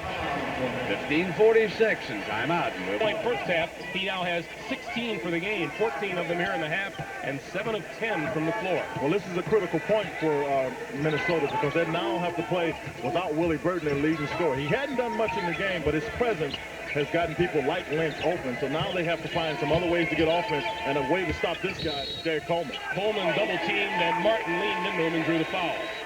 Martin can't guard Coleman, so Minnesota's trying to run 2 people at him as much as they can, but Coleman is eventually going to pop loose here and start scoring some points for Syracuse. Coleman will shoot 2. A 13-point, 10-rebound night for Derek so far. And the Syracuse troubles at the line continue. Out of bounds to the Orange. Well, you know, the officials are doing a good job of really letting people play here, because I've seen a lot of little tic-tacs on their hands, and the ball may go out every now and then, but I like the fact that they're letting the kids, you know, decide this game. Tic-tacs, hoop talk? Yes. Edwards' 3-point bomb doesn't fall. And going to the floor, traveling violation on Walter Bond. That's a good call. What he's trying to say is that Billy Owens was behind him and moved just as he came down and trying to get a foul call. The official made a good no call on that. Unfortunately, if you fall on the floor, anytime you do that with the ball, they'll call travel. Tony Scott into the game for LeRon Ellis. Ron wasn't getting it done. He wasn't scoring. He wasn't playing very good defense, got a charge. But Tony Scott will start sticking some jump shots for him. Owens misses that one. Thompson with the rebound and back up top to Edwards, who will take it. And Bond chases this one down. And steps on the line. Now, Edwards is starting to take shots he doesn't need to take. I mean, the one he took there was close to an NBA three-pointer. He had a chance to take a dribble to take a much better shot. But the real problem for Minnesota is that they have not, in the last 2 opportunities, come up with the basketball. So they're still not doing the job they need to do to block out. Exactly. Syracuse has missed its last 5 shots, and Minnesota hasn't been able to capitalize. Scott for 3. It won't last forever. Well, if you get to shoot at it enough, you got to figure one of them will go in. Minnesota's lead is 1.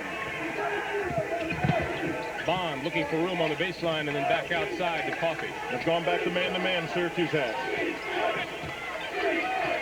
And this is a tough assignment for Edwards to guard Lynch.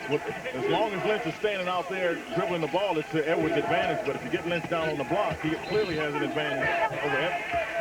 Whistle blows. That basket will not count. Foul looks to be on Stephen Thompson. But a smart move on his part.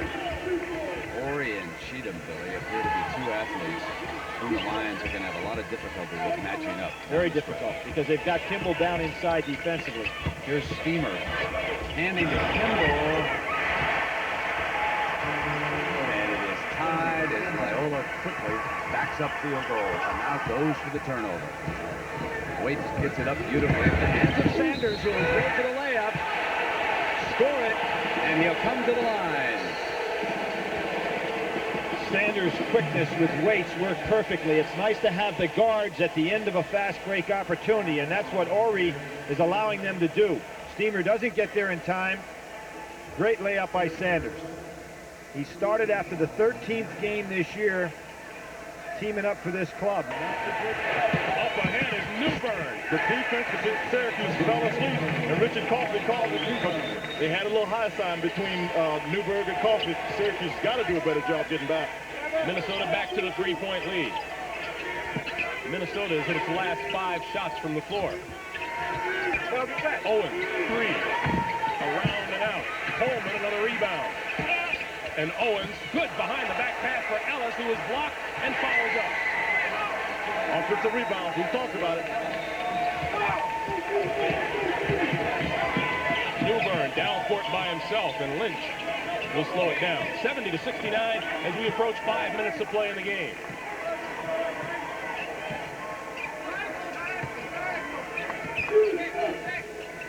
I expected to see Minnesota do a lot more of this, try to run the clock down to 15 seconds or so, and that time that they tried to run it down, they got a foul here on Scott.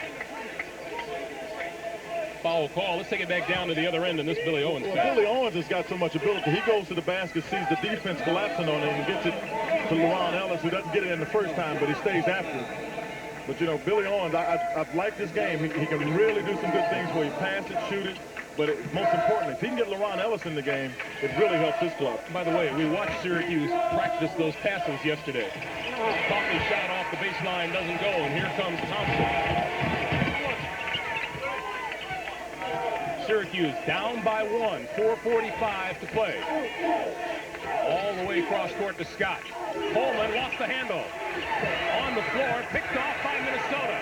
Lynch for Newburn.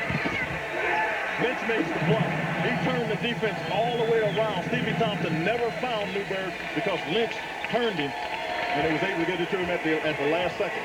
18 points for Melvin Newburn, and a 3-point lead for the Golden Gophers.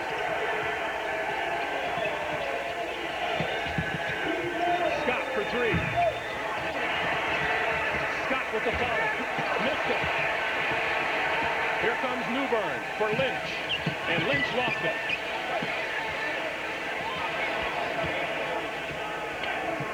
Clem Haskins asking for a little patience from his team. And timeout, Syracuse, 3:54 to play. Clem Haskins and his crew lead it by 3. Horry on a good cut, lost Kimball.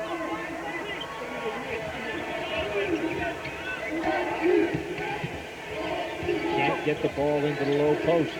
Only 5 seconds, and they'll go for the 3. He's not there. Loyola comes away with it. Leading it by a point.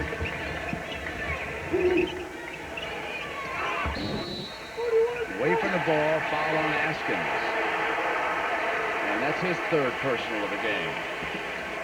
Well, Kimball was making the cut from the outside. He didn't get his 3-point shot opportunity, and he just blew right by Haskins.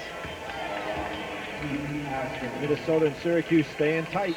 Great job by Clem Haskins in that game. Billy, I know you felt that Syracuse would beat Minnesota after you watched the Gophers last week. I really did, but you know, Minnesota, again, Brett, when you start talking about dark horses, teams from those big power leagues that finish, you know, somewhere in the middle, that have proven they can beat anybody on a given night. And Minnesota certainly did that, primarily at home, but they're capable. Lowry will take the 3, and it's there. Hit it, back it up. That's 8 points for Lowry, and a 39-35 lead at 12-17 now. Now, here's what's going to be tough for Alabama, to stay with their composure, get back to the game plan that helped them in the beginning. Sanderson yelling that Kimball should get his hands off him. Well, Here. Sanders should have off the ball. Kimball on the turnover. Wait, here's Walker. Missed the shot. Benoit has it. Now off to Ori, and here come the Tide, and they'll pull it back down now. Run the seconds off the clock. How about the hustle and athleticism of Ori chasing down one of the fastest players in America with the ball walking. Kimball is hand checking out front. Remember, he's got 3 fouls. There's 4. Who are they going to call this on? It's a key. I think they looked away from him, and it's Fryer's second. So Fryer, with his second personal, 11:30 to go. And Ori, Billy has been an impressive player here tonight for Coach Sanderson. He's only a sophomore. He's 6'9". He stepped up to that free throw. Tell you how strong the SEC is. Here's a guy, a third, all-SEC tournament, but a third teamer in the regular season. He's the MVP. Syracuse put on their full court press. Good ball handling by the Gophers gets it over. 72-71, Minnesota with the lead and the basketball. From here, Minnesota is going to, if you will, aggressively try to milk the clock. They're still going to attack, but they're not going to do it quickly. They'll use 20 seconds off the clock. Willie Burton with 4 fouls. Owens trying to draw the charge and the 5th foul, and Jim Boeheim wanting the call but not getting it. This is a mismatch. Burton should take this one. Inside, fallen bodies, loose ball, and here comes Syracuse. Owens foul. Owens foul from behind by Coffey. And that's 4 on Coffey. But that was a great effort there, because if he doesn't hustle, Billy Owens has a chance to throw the ball off to Stevie Thompson, who's out ahead. Jimmy Boeheim's pleased that his crew got there, but you got to give Richard Coffey credit, because he stopped a sure fast break there. So you've got Coffey with 4 personals out there, Burton with 4 personals.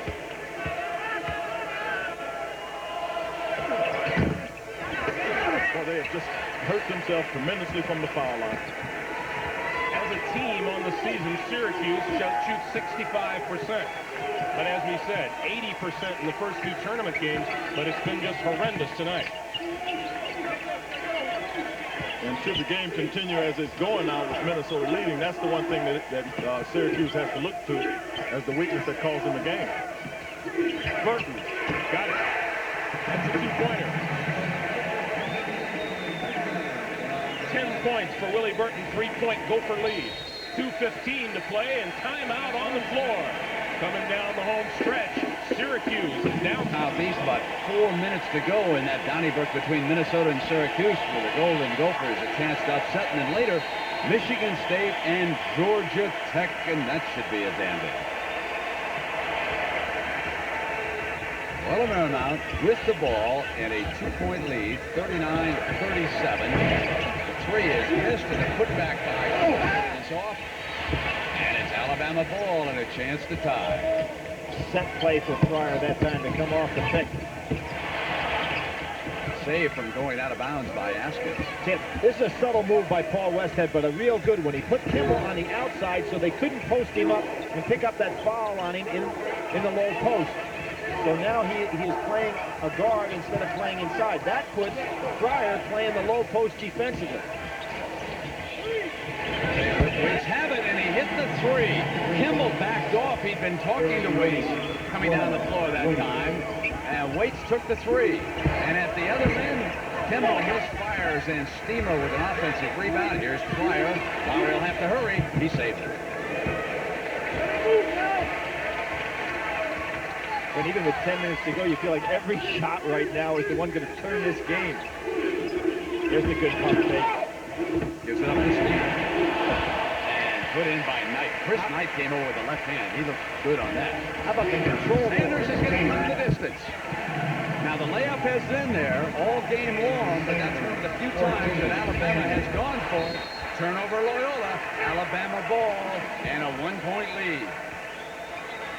Fred, that drive by Bo Kimball, where he's always under control. Even though Alabama tried to draw the charge, he didn't go full blast. so he could pull up on it. Crafty player.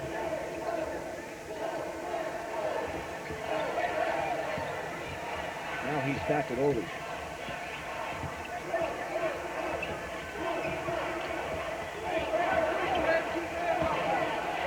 Cheatham back on the low blocks. Long with Ori. Ori comes out high. Steamer sealing him up. Good switch by Steamer. Automatic switches out front.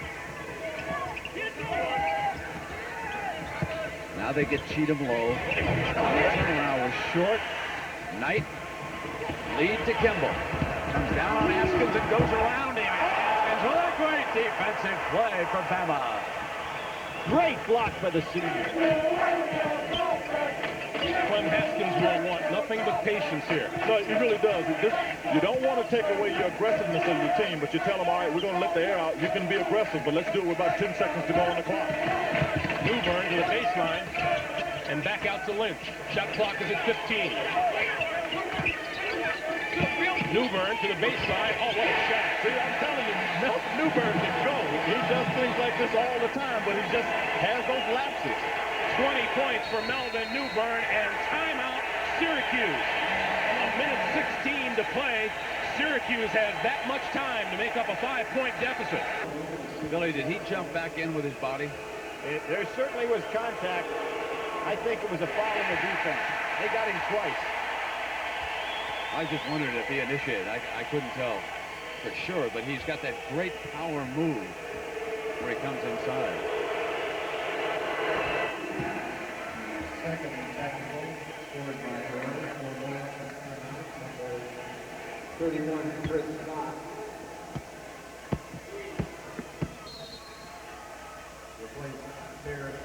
45-41. Alabama ball. Loyola Marymount will put their hands on you defensively. Good now fake. It's Ori's turn. Both Ori and Cheatham want it low on the blocks. They feel they can have that shot whenever they want it. You can see that now. Short with the three off of Fryer's face and hard. Man, that hit him right in the face when they were trying to save it. He took the ball full bore right between the eyes. See that nose about the color of a strawberry right now. Now, this is Alabama's biggest lead. And now I think the Bama players have some confidence. Offensive foul. Nice job by Scott. You can see this ball is going to come right back and hit Jeff Brower in the face. Peabody threw it right back at him, and he was coming full force at that ball.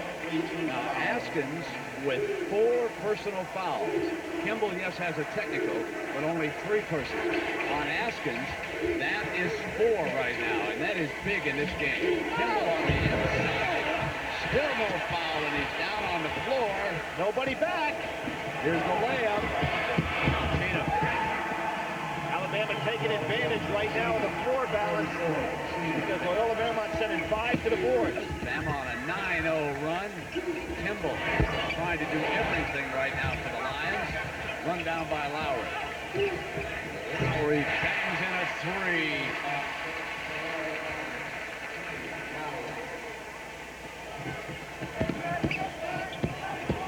49-44. Alabama, 7.5. Oh, he wanted to take it, but he knew the coach might not like it, so he passed it up. Here's what the 5 days of practice helps getting ready for Loyola Marymount. You just couldn't prepare to play this well in this style against them with just 1 day of workout. Shot was missed, and Bama's got it back. It's Ori coming out into the hands of Sanders, and now waits. Will stand out there till a defender comes out, and it's Kimball. First time I'm starting to see some sign of fatigue on Askins and Ori. Here's Cheatham. He was fouled. Almost across that back line. Loyola Marymount. In the backcourt by Coleman. The lady hiding her face in the center of your screen is Yvette Haskins, the wife of head coach Clem Haskins from Minnesota. Clem doesn't have time to worry about Yvette just now. He's a little busy. A little busy. Got something he's trying to get communicated here. Clem has had his fun. in his position before. Last year, they were in the semifinals of the regional, and the players, like anybody else for the first time, were a little excited. This year, they come with the purpose of winning the game. That man on the foul line has had as much impact on the game as anybody else, and I'm sure Clem Haskins and the rest of the Golden Gophers know that as well. Kevin Lynch has 17 points now, 15 of them in the second half. He's a 78% free throw shooter. And he nails another one. And Clem Haskins wants timeout. 32 seconds. All that stands between Clem Haskins and victory. Peabody, firing, hit by Steamer into Peabody's hands. He'll go for the layup, draws the foul, so he'll shoot the free throw. Brandon, watching the Michigan game as we did this morning, you noticed how often the big men from Michigan never came out on the perimeter to stop the jump shot. These fellas from Alabama, right to the last man, really come out and challenge the jumper anywhere on the perimeter by anybody. They'll let you drive by, but they won't let you take that wide open jump shot. Judging from that score, Minnesota should be able to hold on and upset Syracuse. So anything this year is possible if anyone's played any pitching. That's the case. Think about something. You could have had Minnesota and Michigan State in the same region. You could have two Big Ten teams playing for a championship of a region. Southwest Conference got two in there, and last night the Clemson game could have put Clemson against Duke, two teams from the ACC in the region. It's kind of unusual ending in some of those regions for what has been a crazy tournament. Here's Waits across the timeline. Great fake. Orion went for the 7. He is an outstanding player. Orion Sheeta, folks, are going to be tough in close the rest of the way. And Kimball hits a 3 here. Now that's 17 for the nation's scoring leader, far below his pace.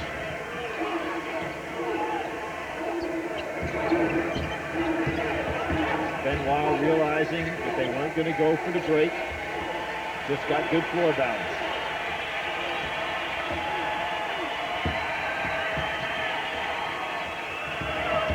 Beginning of the game, Alabama was holding it down the last 6 seconds. They haven't been doing that of late.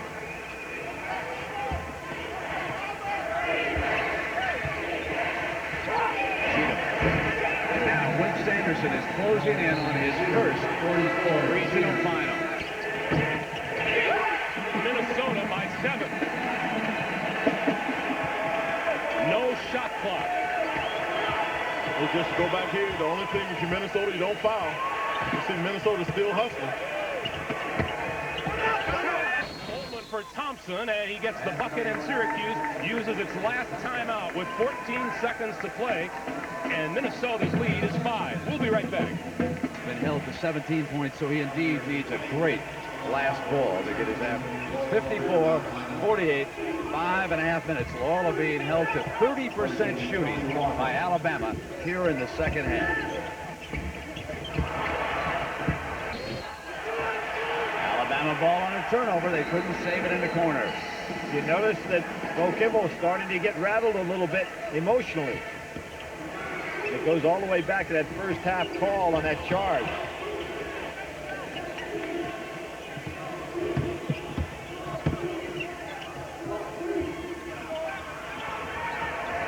On the turnover, it's Flyer.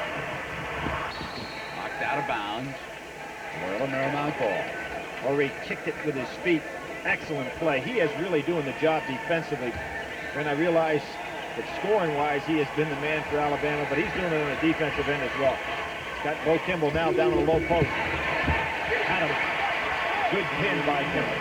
A 4-point Alabama lead, 54-50. Inside of 5 minutes of regulation. And the foul against Loyola Marymount. That was Peabody's 3rd. Brent, if anything, it looks like Alabama is a little fresher than is Loyola Marymount. Now, here's where that emotion of number 44 may be able to carry this team through when they're really tired. They've been chasing all night long.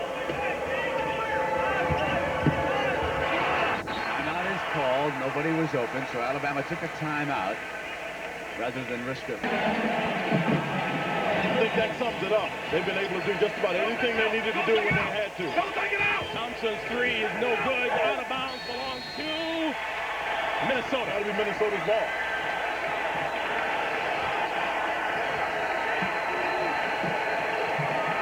Alabama leading Loyola Marymount. You will see the end of that game following this one. And that's it. Well, Greg, I said this to you. I thought Minnesota had a chance to beat Syracuse, but I'll tell you what, that guy in the center of the screen has really done it. Clem Haskins. Minnesota goes 23-8. Stephen Thompson's career at Syracuse comes to a very bitter end here on the floor of the Superdome in New Orleans. As does Derek Coleman. Rebs held Loyola Marymount to 37 second-half points, and here Alabama's got them down at 28. The score is 54-50, and with Billy Packer, I'm Brent Musburger. Glad to have you back, and Alabama confidently executing Whip Sanderson's masterpiece here tonight in Oakland, California, tempoing the clock, bringing seconds down. They hold a 4-point lead over the somewhat frustrated Loyola Marymount Lions, who desperately need one now to step up and bury a couple of those three-point shots. It's been a long haul for Bo Kimball here tonight. 19 points, averaging better than 35 a game. Gamble by Peabody, and he draws the foul. Tough, hard-nosed man-to-man defense by Loyola Marymount that time, despite the foul. 6 ties and 7 lead changes here. 4:28 to go in regulation, and it's 54-50. And that is 4 personals on Peabody. Kimball with 3, going along with the 1 technical that he picked up earlier in the night. Watch the hand checking on Fryer as he gets a little bit closer to his man.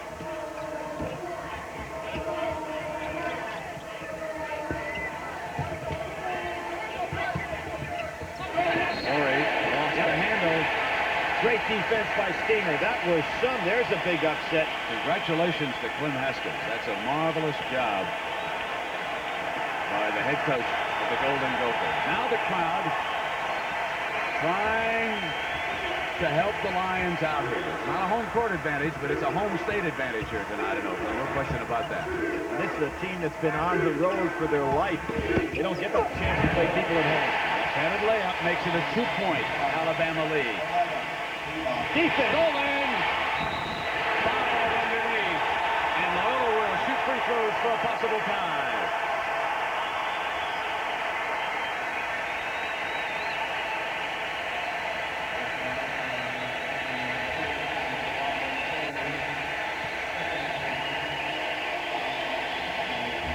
Brent, everybody talks about this team's offense, but what has brought them back tonight has been their defense. That last stand on the other end of the floor was sensational, as was the steal by Lowry. Backed off the line. Lowry's shirt is soaked through both of them. His pants as well. That's a 1-point Alabama lead. 3.5 minutes to go. Morey. Got to go long. Big pass. Peabody dishes. Great defense by Haskins from behind. And a push-off foul is the call against Loyola. What a play by Haskins defensively. Second sensational block. He had that earlier left-handed block that he put on Kimball when he drove by him. Here you see quick off the feet. Comes down with the block. Brett, one of the things Alabama's got to start doing on the out-of-bounds situations against this press is throwing long. Paul Westhead is now moving almost 5 men up at half court. Alabama could go long for the easy deuce. We said at the top of the game that Alabama needed a score. Morey has stepped center stage. Missing, but he still has 19, and he runs down the long rebound that time. And stolen by Fryer, but back into Alabama's hands. Here's Missouri. They're calling on Will now.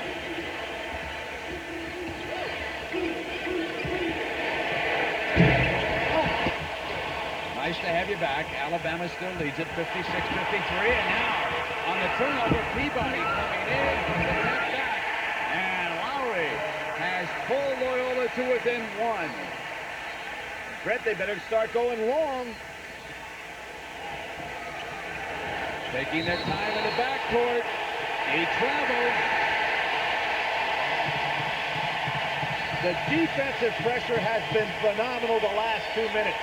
And Alabama is finding themselves trying to do everything half court. They've got to go long. Wimp Sanderson going for the time.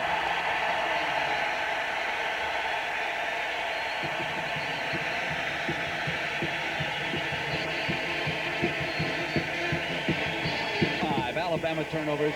They have the ball. They trail it by a point. Kimball down on the inside takes the pass from Peabody. Steamer out there with him along with Lowry and Fryer. Misfiring, but Steamer puts it right back in his hands. Kimball gives it up. Peabody with the layup. Loyola leads it. 26. Horry tried to draw the charge and fell down. When he did, there was nobody there to defend. 57-56. Loyola Marymount. The frenetic pace is Loyola Marymont's big weapon right now.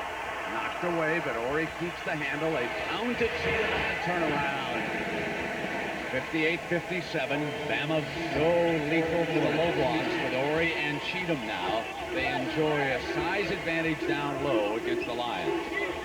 Askins playing against Bo Kimball in the low post. Kimball wanted it on him, but Askins doing a good job, and Fryer is short. Steamer again. What a rebounding job. Steamer as Fryer hits the three. Better rhythm on the second shot by Fryer. He was almost too wide open on the first one. 60-58, Loyola Marymount, a minute and a half now.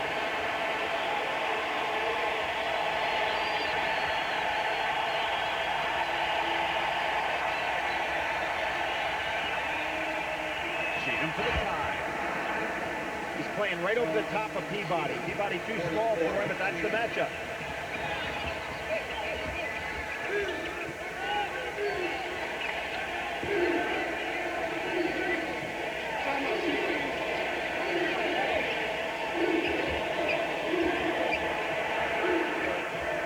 Like to drive something in and pop it back out for the three. Walker not in the game. Oh, hit the back. Tied up, but a brilliant save by Steamer. He has saved Loyola Marymount with his rebounding. Brent, and that time running it down from the side. We've got a timeout. Loyola Marymount will come back in the final minutes. They've been out of bounds for Alabama. You can see the ball hits right at the corner of the backboard and comes back in bounds for Loyola Marymount. Now Loyola with inside of 10 on the shot clock. They are down to 5 seconds. Save! Lowry!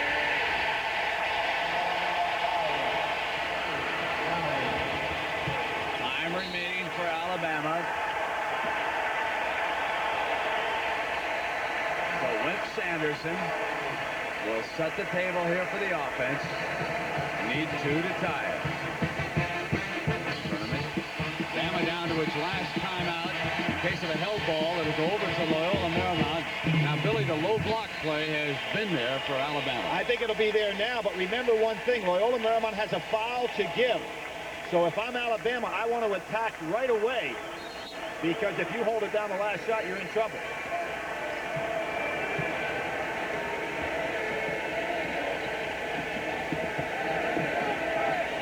A good move to hold this ball. They can give a foul here. Cheatham on the right side. Horry gets it to Cheatham. Turns, misses. Steamer saves it. And Loyola, with 3 seconds, will be coming to the free throw line.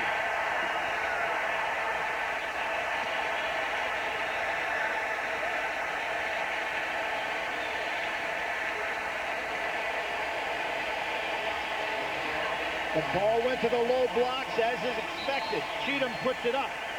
Loyola could have fouled there and not taken a chance of him missing that easy shot. And then Steamer, who has really been a force inside, did the job. Great rebounding hustle by Bo Kimball. Steamer with the good hands. Steamer will use a timeout. 62-60. Referee's trying to get an angle to see if anybody draws a charge. And he works. Made the call against Waits. No time goes off the clock, of course.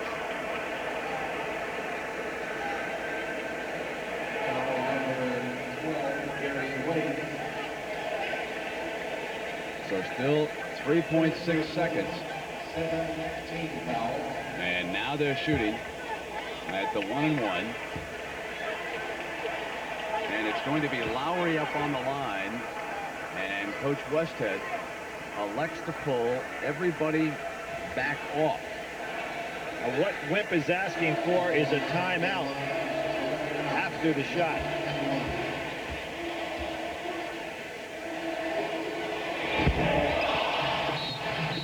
There's the timeout that has been quickly called, and 1 second has gone off that clock, and there's plenty of time now for Alabama. 2.6 seconds.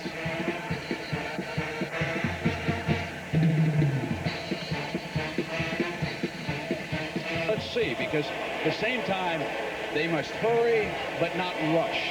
That's the key. Knight into the game to stop this throw. Could hit the scoreboard. Long for Ori. He's got it, puts it up. Off the rim. Florida advances.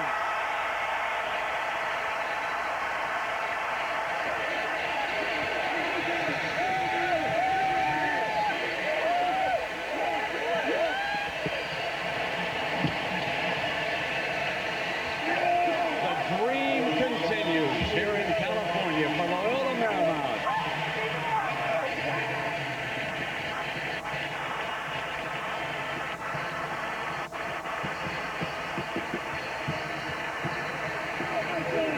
Was under intense pressure. The pass was short, batted away. Ori had plenty of time. You could see over there on the clock, he had an excess of a second. When he pulled the trigger, falling away was the shot. And it hit the front of the rim and bounced away. From the Loyola Marymount bench, their reaction. 20 for Smith. Anderson hand checked by Montgomery. Well, these two are going at it one-on-one. After they went down the court, Montgomery is saying to Kenny Anderson, let's go, baby. Now, before Steve Smith came across the top, this time there was eye contact that was made, and they threw the lob pass. But Michigan State had run the play where everybody was coming across the top. Montgomery makes a money pass right where it has to be, and Steve Smith showing that he can jump as well. 54, Mike Poplawski into the Michigan State lineup. As is 35, Matt Stanginga. Anderson comes up short over Montgomery. Good defense. And the whistle blows underneath. Well, Kenny Anderson trying to take this a little too much in his own hand, and that time he forced the shot. And fortunately for Georgia Tech, they came up with the ball. Michigan State has been dominant underneath. And we've told you the two principals, Kenny Anderson and Steve Smith. Quinn, what would you do to get people like Brian Oliver and Dennis Scott untracked? Well, the thing that Kenny Anderson is trying to go one-on-one, that you don't want to do, but he needs to beat his man and just start kicking, so it's a catch-and-shoot situation for Dennis Scott and Brian Oliver. So they don't have to work to get the shots. They have to work too hard here to get the shots. And when you're not scoring, that takes your team out of the flow because you're not making shots everybody expects you to. Scott has 9 points. He averages 27.6. Oliver has 9. He averages 21.6.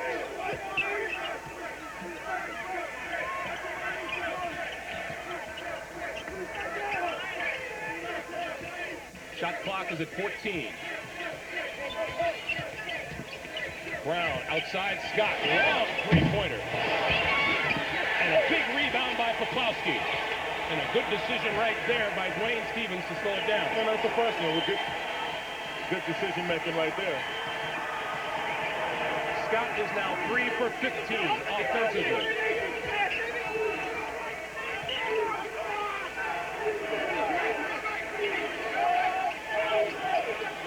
Here's Smith, and Stevens looking to set a pick on Carl Brown. And a 5-second call. We'll take time out here at the Superdome with 7:23 to play for the game. Michigan State by 3.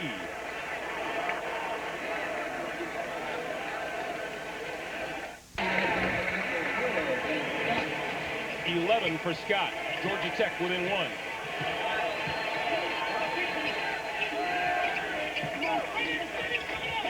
Lob. Oh, what a shot by Steve Smith. He was losing the ball, caught it on one side of the rim and just got control of it and just easily flipped it over his head. Smith has 22 and reestablishes the Spartans' 3-point lead. Oliver forcing the net inside. Stangiga with the rebound. One problem with shooters, that they get so accustomed to scoring. When they don't, there's a tendency to force things. I thought Dennis Scott did the right thing. Get out on the block. But Brian Oliver definitely starting to force the shots. Can't afford to do that. Steve Smith lost the ball. And you know that's not going to go over big on the Michigan State bench. Well, it shouldn't, because that's totally uncalled for. He's out trying to show everybody he's got a little bit of a handle out here, and he throws the ball out of bounds in a tight game. It's not as if there's a massive lead on the scoreboard either. It's a Michigan State 3-point lead. Scott for 3. See, that's why the shot inside was important, because now you get a rhythm. Tie game at 61.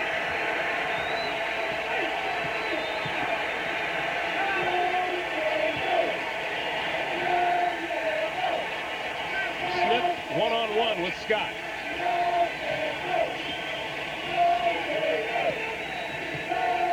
It would appear they're looking to clear out for Steve Smith. Well, I'm sure they want the ball in Steve Smith's hand. But Georgia Tech is playing a zone to try to keep Steve Smith from driving to the basket. Shot clock is down to 10. Montgomery, 3-pointer. No, boy, it's more, Greg. He shot that one like he knew what he was doing.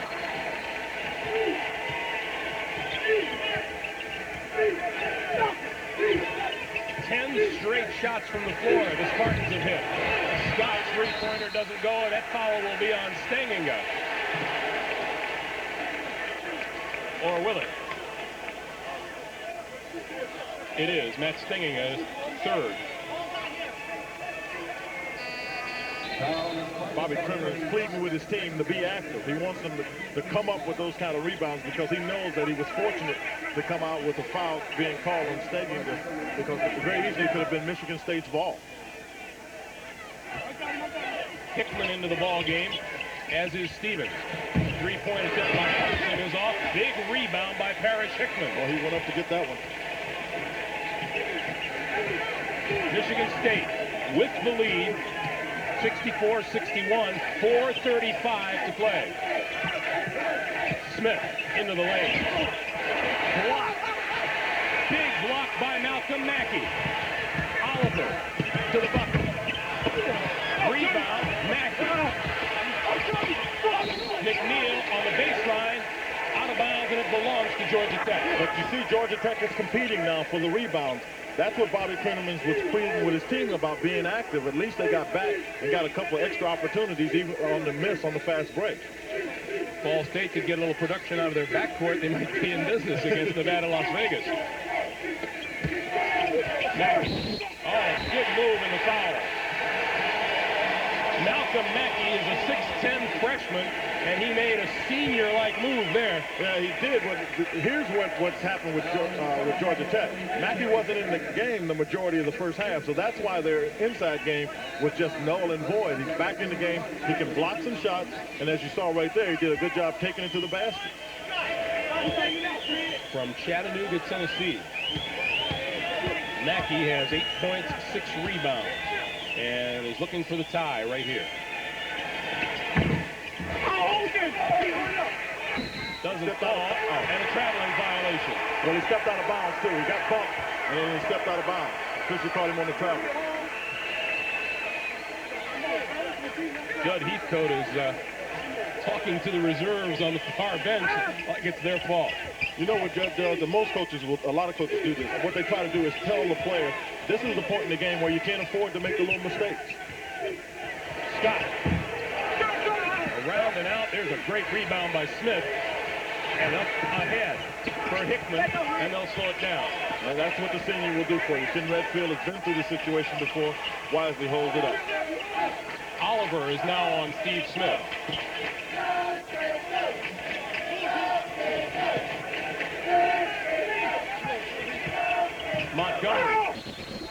pushing it off. And the offensive foul is on Montgomery.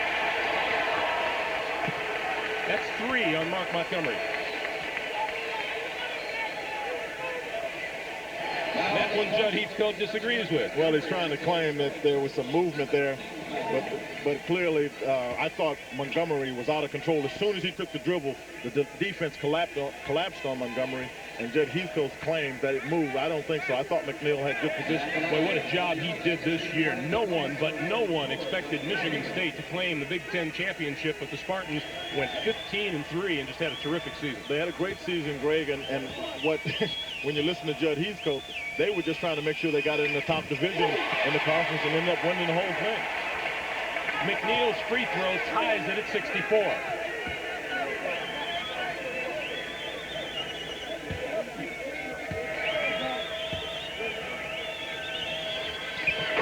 Georgia Tech get the lead with 3:34 to play. We'll come back to the Superdome in just a moment.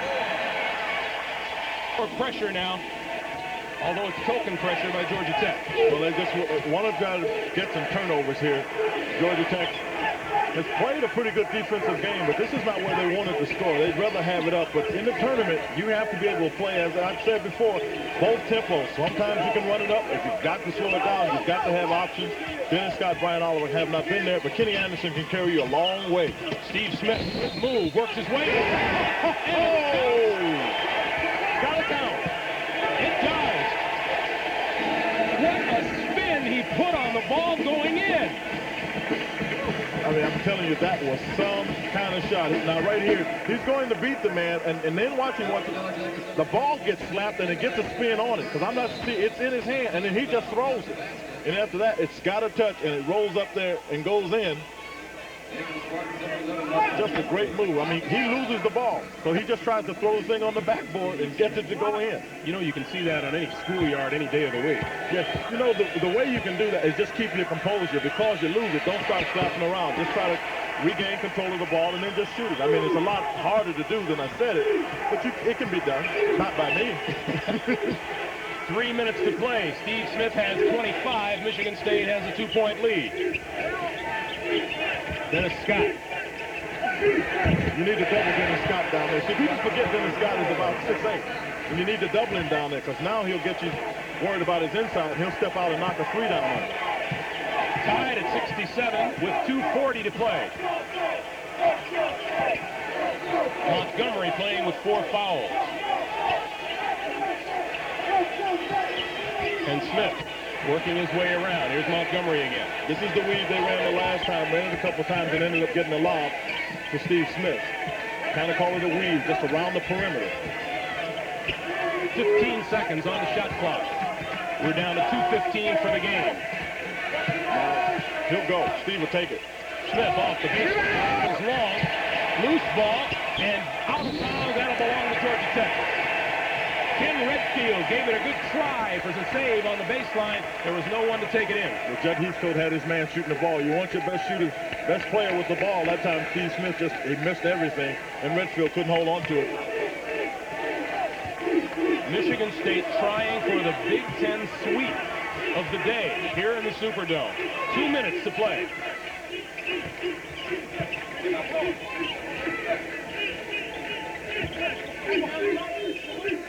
Anderson for 3. Good rebound by Parrish Hickman. Kenny Anderson forced that shot. He really did. All he needs to do is Dennis Scott is starting to come alive inside. Play the inside-outside game.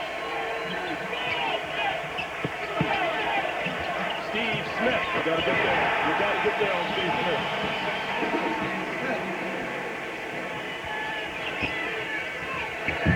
Doesn't fall, and Hickman's got it for Michigan State. Bobby's got to get his crew to pick up the defensive tempo now. No fouls, but just stay up on it. 18,172 on hand here in the Superdome as we approach 1 minute to play in the game. Smith almost threw it away. Inside, Hickman works his way for the shot. Spaghetti's left-handed. That time McNeil got called for protecting the right right side. Parrish Hickman is left-handed, so he was able to step through. Michigan State by 4. 46 seconds to play, and the Spartans are on the verge of an upset. You don't become the #1 seed by accident. Michigan State deserves to be there. They have played well in the conference, and they deserve to be where they are here. And I think Georgia Tech, again, not thinking they're playing Indiana, took that for granted. See, those teams that get all the publicity, that's who kids tend to respect because they get the publicity. And Michigan State, they figured that's an also-ran. But you can't go through the Big Ten Conference and be an also-ran and win it. Brian Oliver, who averages 21.6 points a game, has 9 points tonight.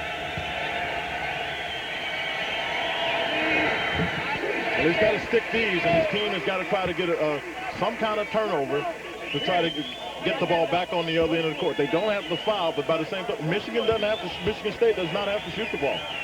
The anxious woman you saw in the seats, Beverly Heathcote, Judd Heathcote's wife. 71-69. A 2-point Michigan State lead. And a timeout is called by Michigan State. And that one appeared to be made in a hurry. 38 seconds to play. It's a 2-point Spartan lead, and Judd's got to do some coaching here.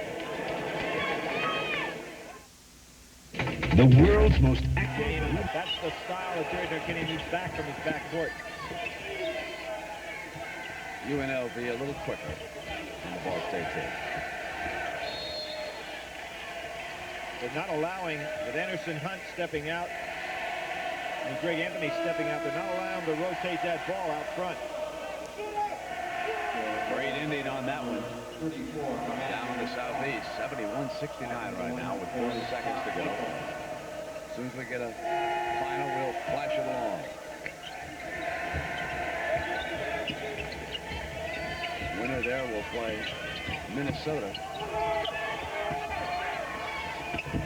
Good defense that time. UNLV back with Hunt running the break, keeping it off the miss, and it is pulled down by Cross.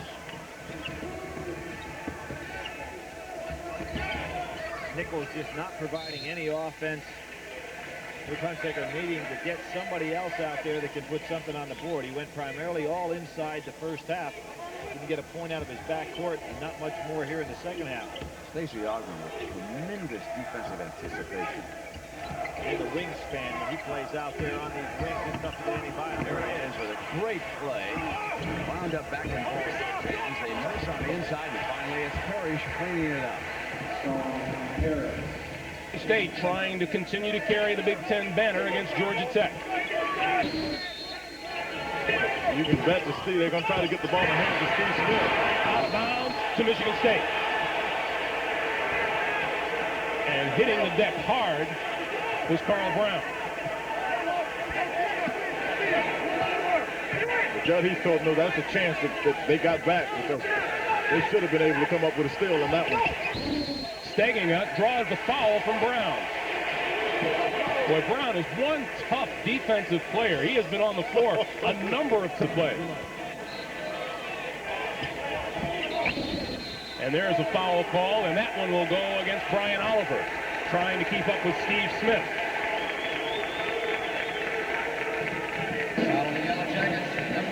And we're in the 1-and-1 situation for Smith. That's something Bobby Crimmins definitely didn't want. He doesn't want to foul him. One of the toughest passes to get is the inbounds pass, so you want to put as much pressure on the team as you can with that. Instead, Bobby Crimmins allows Michigan State to get you a 1-and-1 shot. Just before the opening tip, we said if Michigan State was going to make any noise here tonight, Steve Smith would have to have a big game, and he has had that. He's done that. They've had the tempo very much where they wanted to, Greg, because for Georgia Tech, they want to score in the 80s. You see, they have 69 points. 28 points for Steve Smith, 12 for 20 from the field, 4 rebounds, 6 assists. Says nothing for the savvy. His ability to bring the rest of his players together. He's done a great job with that as well. 73-69, Michigan State as we approach half a minute to play.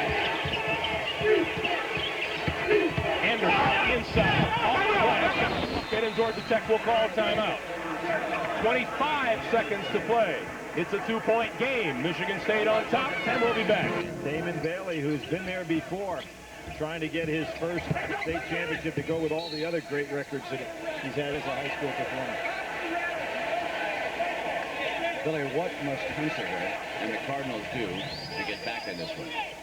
Well, you know, they've got themselves to a situation now where they've got to start going back inside. McCurdy was getting it done, but he's not in the game. I think Dick Hunsaker's going to have to get back with McCurdy here shortly. Get some points. Thompson just made a dangerous move underneath the Vegas basket to try a save like that, and Ogman makes him pay the price for it. 59-49, 12 minutes, and a 10-point run and rev lead. They're going to be extending their defense now. Nobody guarding right now, kids. Because Larry Johnson wasn't sure of the defense. Now they got it settled. Team of this game. Stanginga. You got to foul now. Now you got to get to somebody and foul. And Smith across the line. We're down to 15 seconds.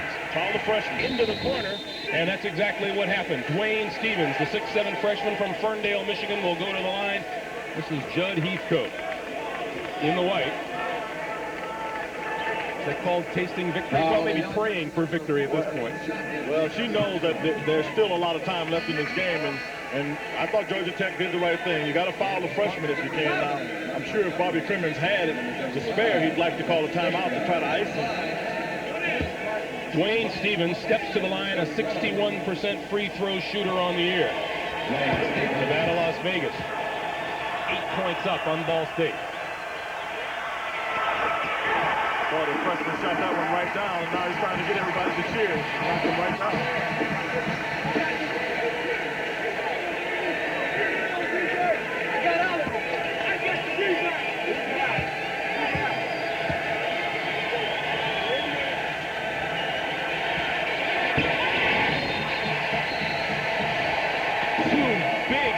Throws by the freshman with 13 seconds to play, and Michigan State in the lead 75-71. Smith pressuring Anderson on the inbound. He comes in a hurry. Down the lane. Out is called. 6 seconds to play, and Kenny Anderson was like a dart. And Georgia Tech in the backcourt, 59-55. 8:28. Here come the Cardinals. Well, I think of McKidd and McCurdy playing against NC State with Washburn and Shackelford 3 years ago when they were down there at Arkansas Little Rock. Parrish goes to McCurdy. Johnson turned the wrong way, but it won't fall. Off is Ogman now, and it's Anthony. Ball State back defensively. Will not give him a breakout. Their guards have great floor balance. Here comes Anderson. 2 seconds at the buzzer. One official says 3, another said a 2. They got it as a 3-pointer. That's the game.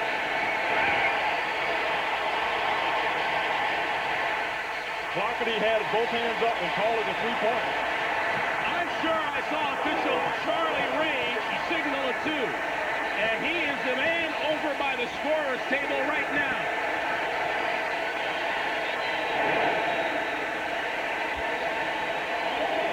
It is a 2-pointer. They're going to call it a 2-pointer, and you look like you're going in overtime, but you got to say the momentum looks like it's favoring Georgia Tech. They don't want to waste it down there on the floor. Well, Kenny Anderson, right here, Steve Smith almost gets a hand on it and knocks it away from him, but somehow he keeps control of it, gets back, and he would prefer to go left. And you'll see clearly his right foot is on the line. The official made the right call. The official, Charlie Range, at the bottom of your screen from Fremont, California, had the perfect view. Now, that's John Clarkerty trying to convince Bobby Crimmins that the call is correct. There's no question about what we just saw, Greg. The call is correct. Now it's time for everybody to regroup. Bobby Crimmins did a good job coming back. A lot of people thought, but every time the Ball State makes the run, looks like they've got a chance to catch up. Stacey Ogman comes to the front. Yeah, Ogman has been a clutch player. Out right now. They're giving him a break. UNLV sliding through a zone. They come to McCurdy, and it was Moses Scurry with the rejection. Zianovich bringing it down, working with Hunt, Johnson, Scurry, and Young now handling the ball. That's the 5 running Rebs on the floor at the 7:15 mark. Moses Scurry picks up the foul, back it in. There's the block coming up. McCurdy puts up a great shot. Moses comes all the way across the lane, gets it at the peak. McCurdy thought he had this one. This is a fine block on the way up.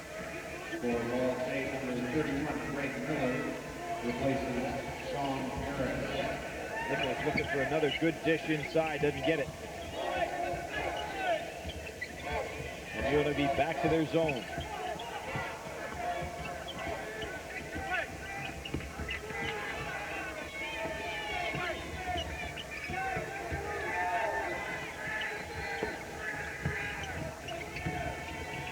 Miller gives it up to Cross. And Nichols will bring it down to 10 seconds on that shot clock. Miller can shoot the 3 from out there. Nichols penetrates, takes his first shot of the tournament. McCurdy off with the rebound, and he is short. McCurdy, though, runs it down again. Fresh 45 there. McCurdy, kid on the inside, and Miller goes after it. Great offensive rebounding by Ball State. They just wouldn't be denied on the inside. And how many times you see people when the clock is running down, the shot goes up, the offensive rebound's there, and the defense kind of relax. McCurdy just put it right back and kept things alive. That was our final earlier. Won it in the last 30 seconds.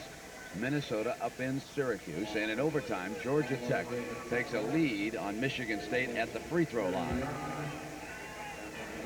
Been talking about offensive rebounds. Ball State doubling the mark on UNLV. Up with the basketball. He's the man the Spartans have turned to all night, and he has delivered.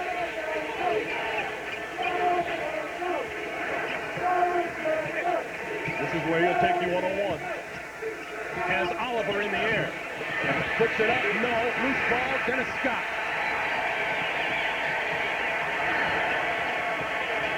Good move, good shot by Smith. It just didn't fall. As we approach 4 minutes to play in the overtime.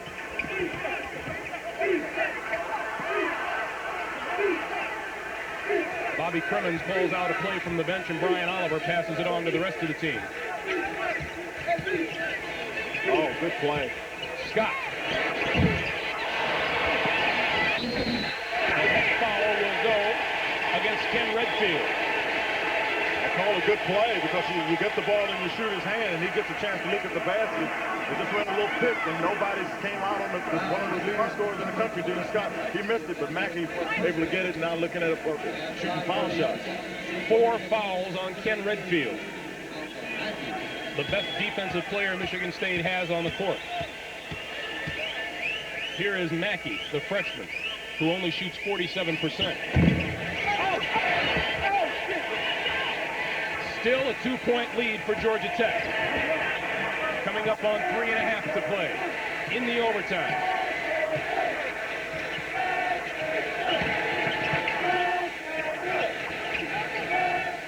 Oliver still on Smith. That's a good one. It's a good matchup, but they can be patient. The thing about Steve Smith, you can't keep him from getting the ball because as a rule, he'll dribble it down if he has to. Although Oliver has been doing his best. Here's Smith. Shot clock down to 11. He'll set you up and kind of shake you slow. 3-point attempt. So he'll shake you slow. And if you don't come, he'll just stay right there. 32 for Smith. Michigan State by 1. And 2:50 to play.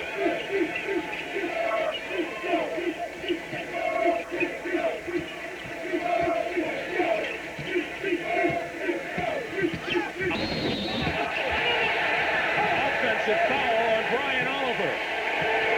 Ken Redfield is the best defensive player, and Oliver hadn't scored. You've got to wonder now, was he feeling, I haven't been able to get any points. I'm going to try to force the action here. You see, going to the basket. Now, Redfield gets position there and goes down. The official felt that was enough for an offensive foul. Redfield playing with 4 personals, and now Oliver has 4. Now let's look at the task facing Brian Oliver.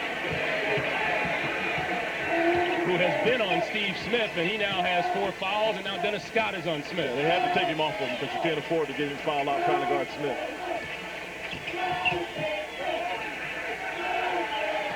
Judd Heathcote wants a foul called, no whistle forthcoming.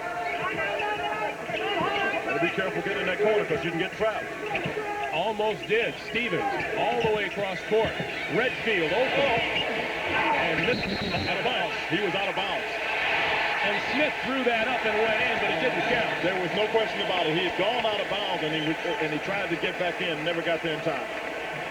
The Louisiana Superdome here in New Orleans. Game 2 of the Southeast Regional Semifinals. We have 1:55 to play in overtime. Michigan State leading by 1, and now Georgia Tech leading by 1. As Kenny Anderson delivers another 2 points, 31 on the night. Young fella says, get on my back, I'm going to carry you home. 79-78 Yellow Jackets.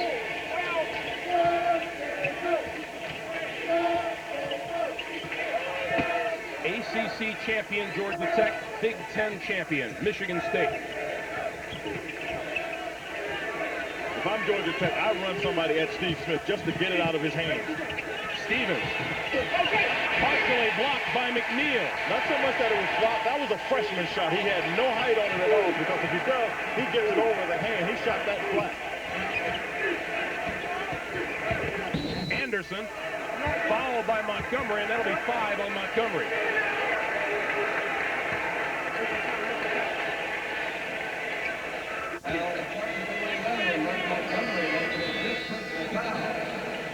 Mark Montgomery checks out with 5 points and 2 assists in a pretty good floor game. That's what happened earlier this evening.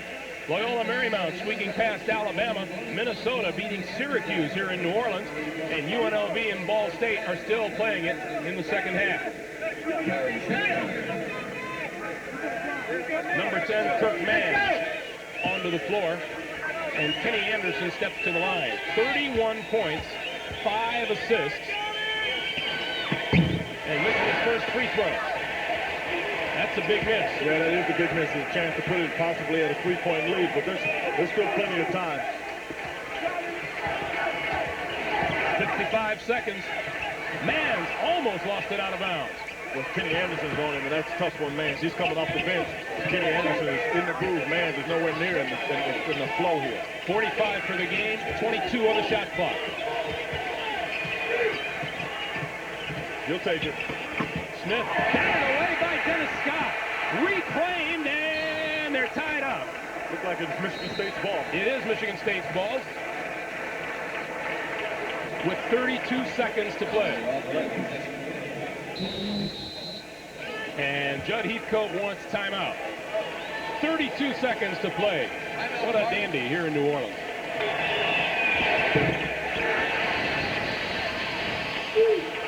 Tremendous calm and poise at the free throw line. Michigan State leads by 1 as we approach the 15-second mark.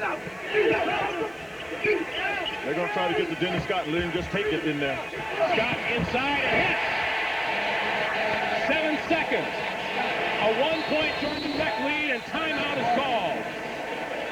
Timeout is called with 4 seconds to play. We'll be back in just a moment.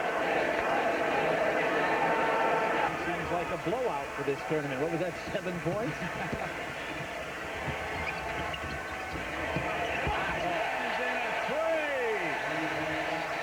68-65. Now that strategy that Dick Hunsaker tried with the fouls early, he's pulled the defense way out now, which means there's room for Larry Johnson inside. Jerry Tarkanian has gone to his 4 corners.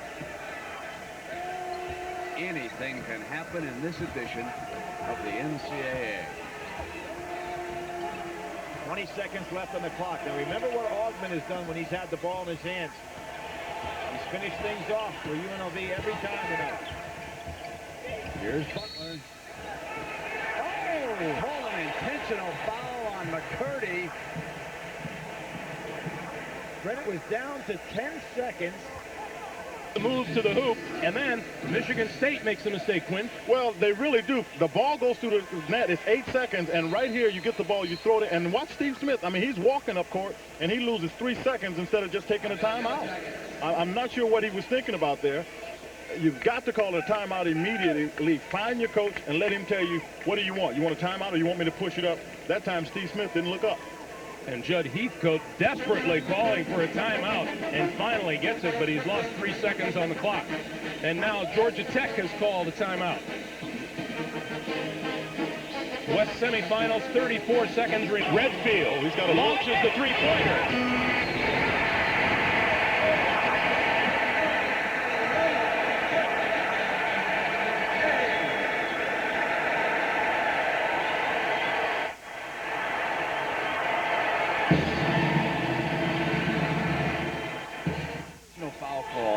Really hurt. And welcome everybody to the final 34 seconds of this one as Ball State is forced to commit a personal. They had closed back into within 3, and then the biggest call of the game.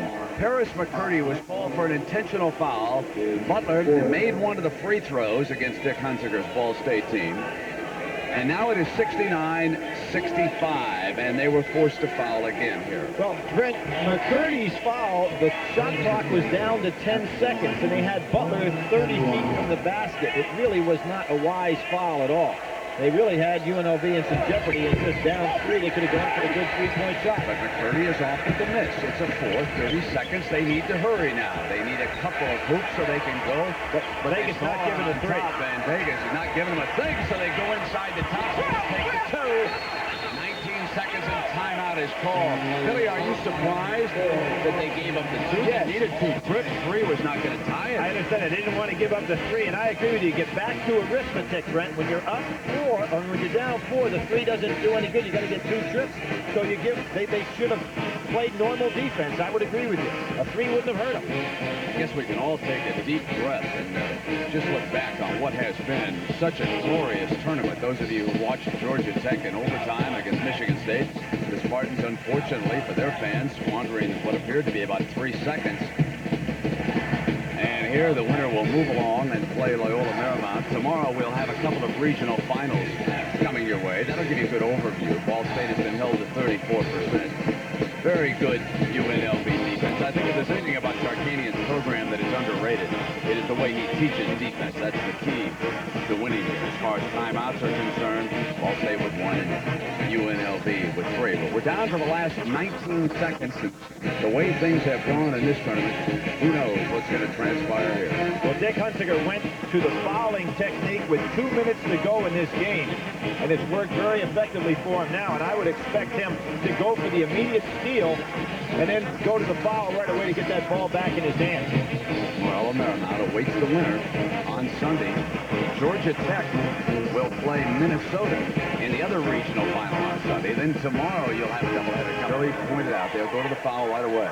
They want Butler to catch this ball, so they're going to double team on Anthony.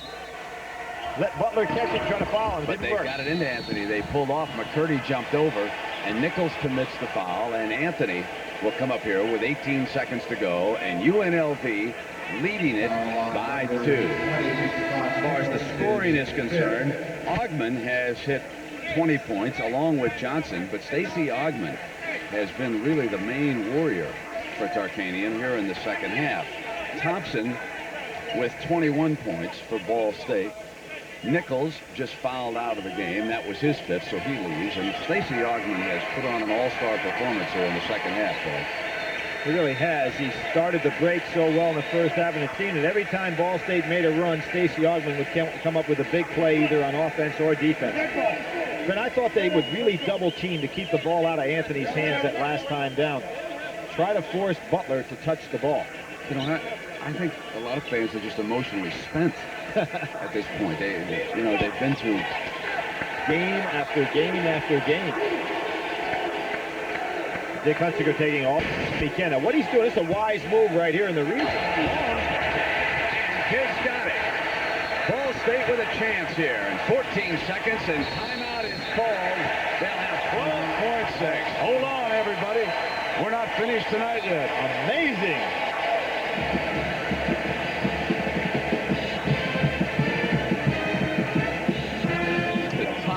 Go ahead with a 3. Well, Billy Butts is the guy for the 3, but Chandler Thompson would be the guy. He's got Stacey Ogman on him. See if they try to clear him out for something one-on-one. Spicer, and McCurdy slips, comes up into Spicer's hands. The lob, and he throws it away, and UNLV has won it. UNLV goes to the regional final. Oh, we got some real problem at half court. Hunsinger and several of the players were yelling at each other, but now I think it is all calmed down here.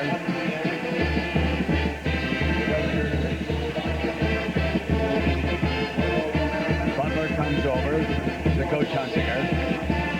It might have been Moses Scurry. Let's see if we can sort this out. McCurdy goes down here, and they have difficulty, and they lose precious seconds. Now watch McCurdy. He slips down. Fortunately for Ball State, he wasn't called for traveling. Gets it to Spicer. Not much time. They go for the lob to Thompson, but it was just not deep enough. And Butler, with his size, and he is 6'10", he was able to come away with it. So Jerry Tarkanian finally able to smile.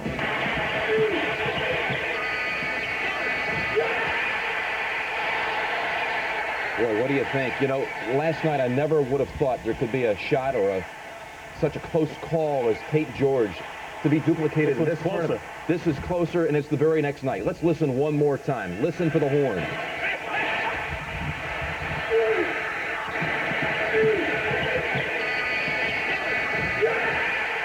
Well, at face value, you think there's a good chance the ball was still in Anderson's hands. But there is a telling piece of tape. We have slowed it down and listened to it in slow motion. And you will see, without question, the ball was indeed in Anderson's hands as the horn sounded. The goal should have never counted. Listen up.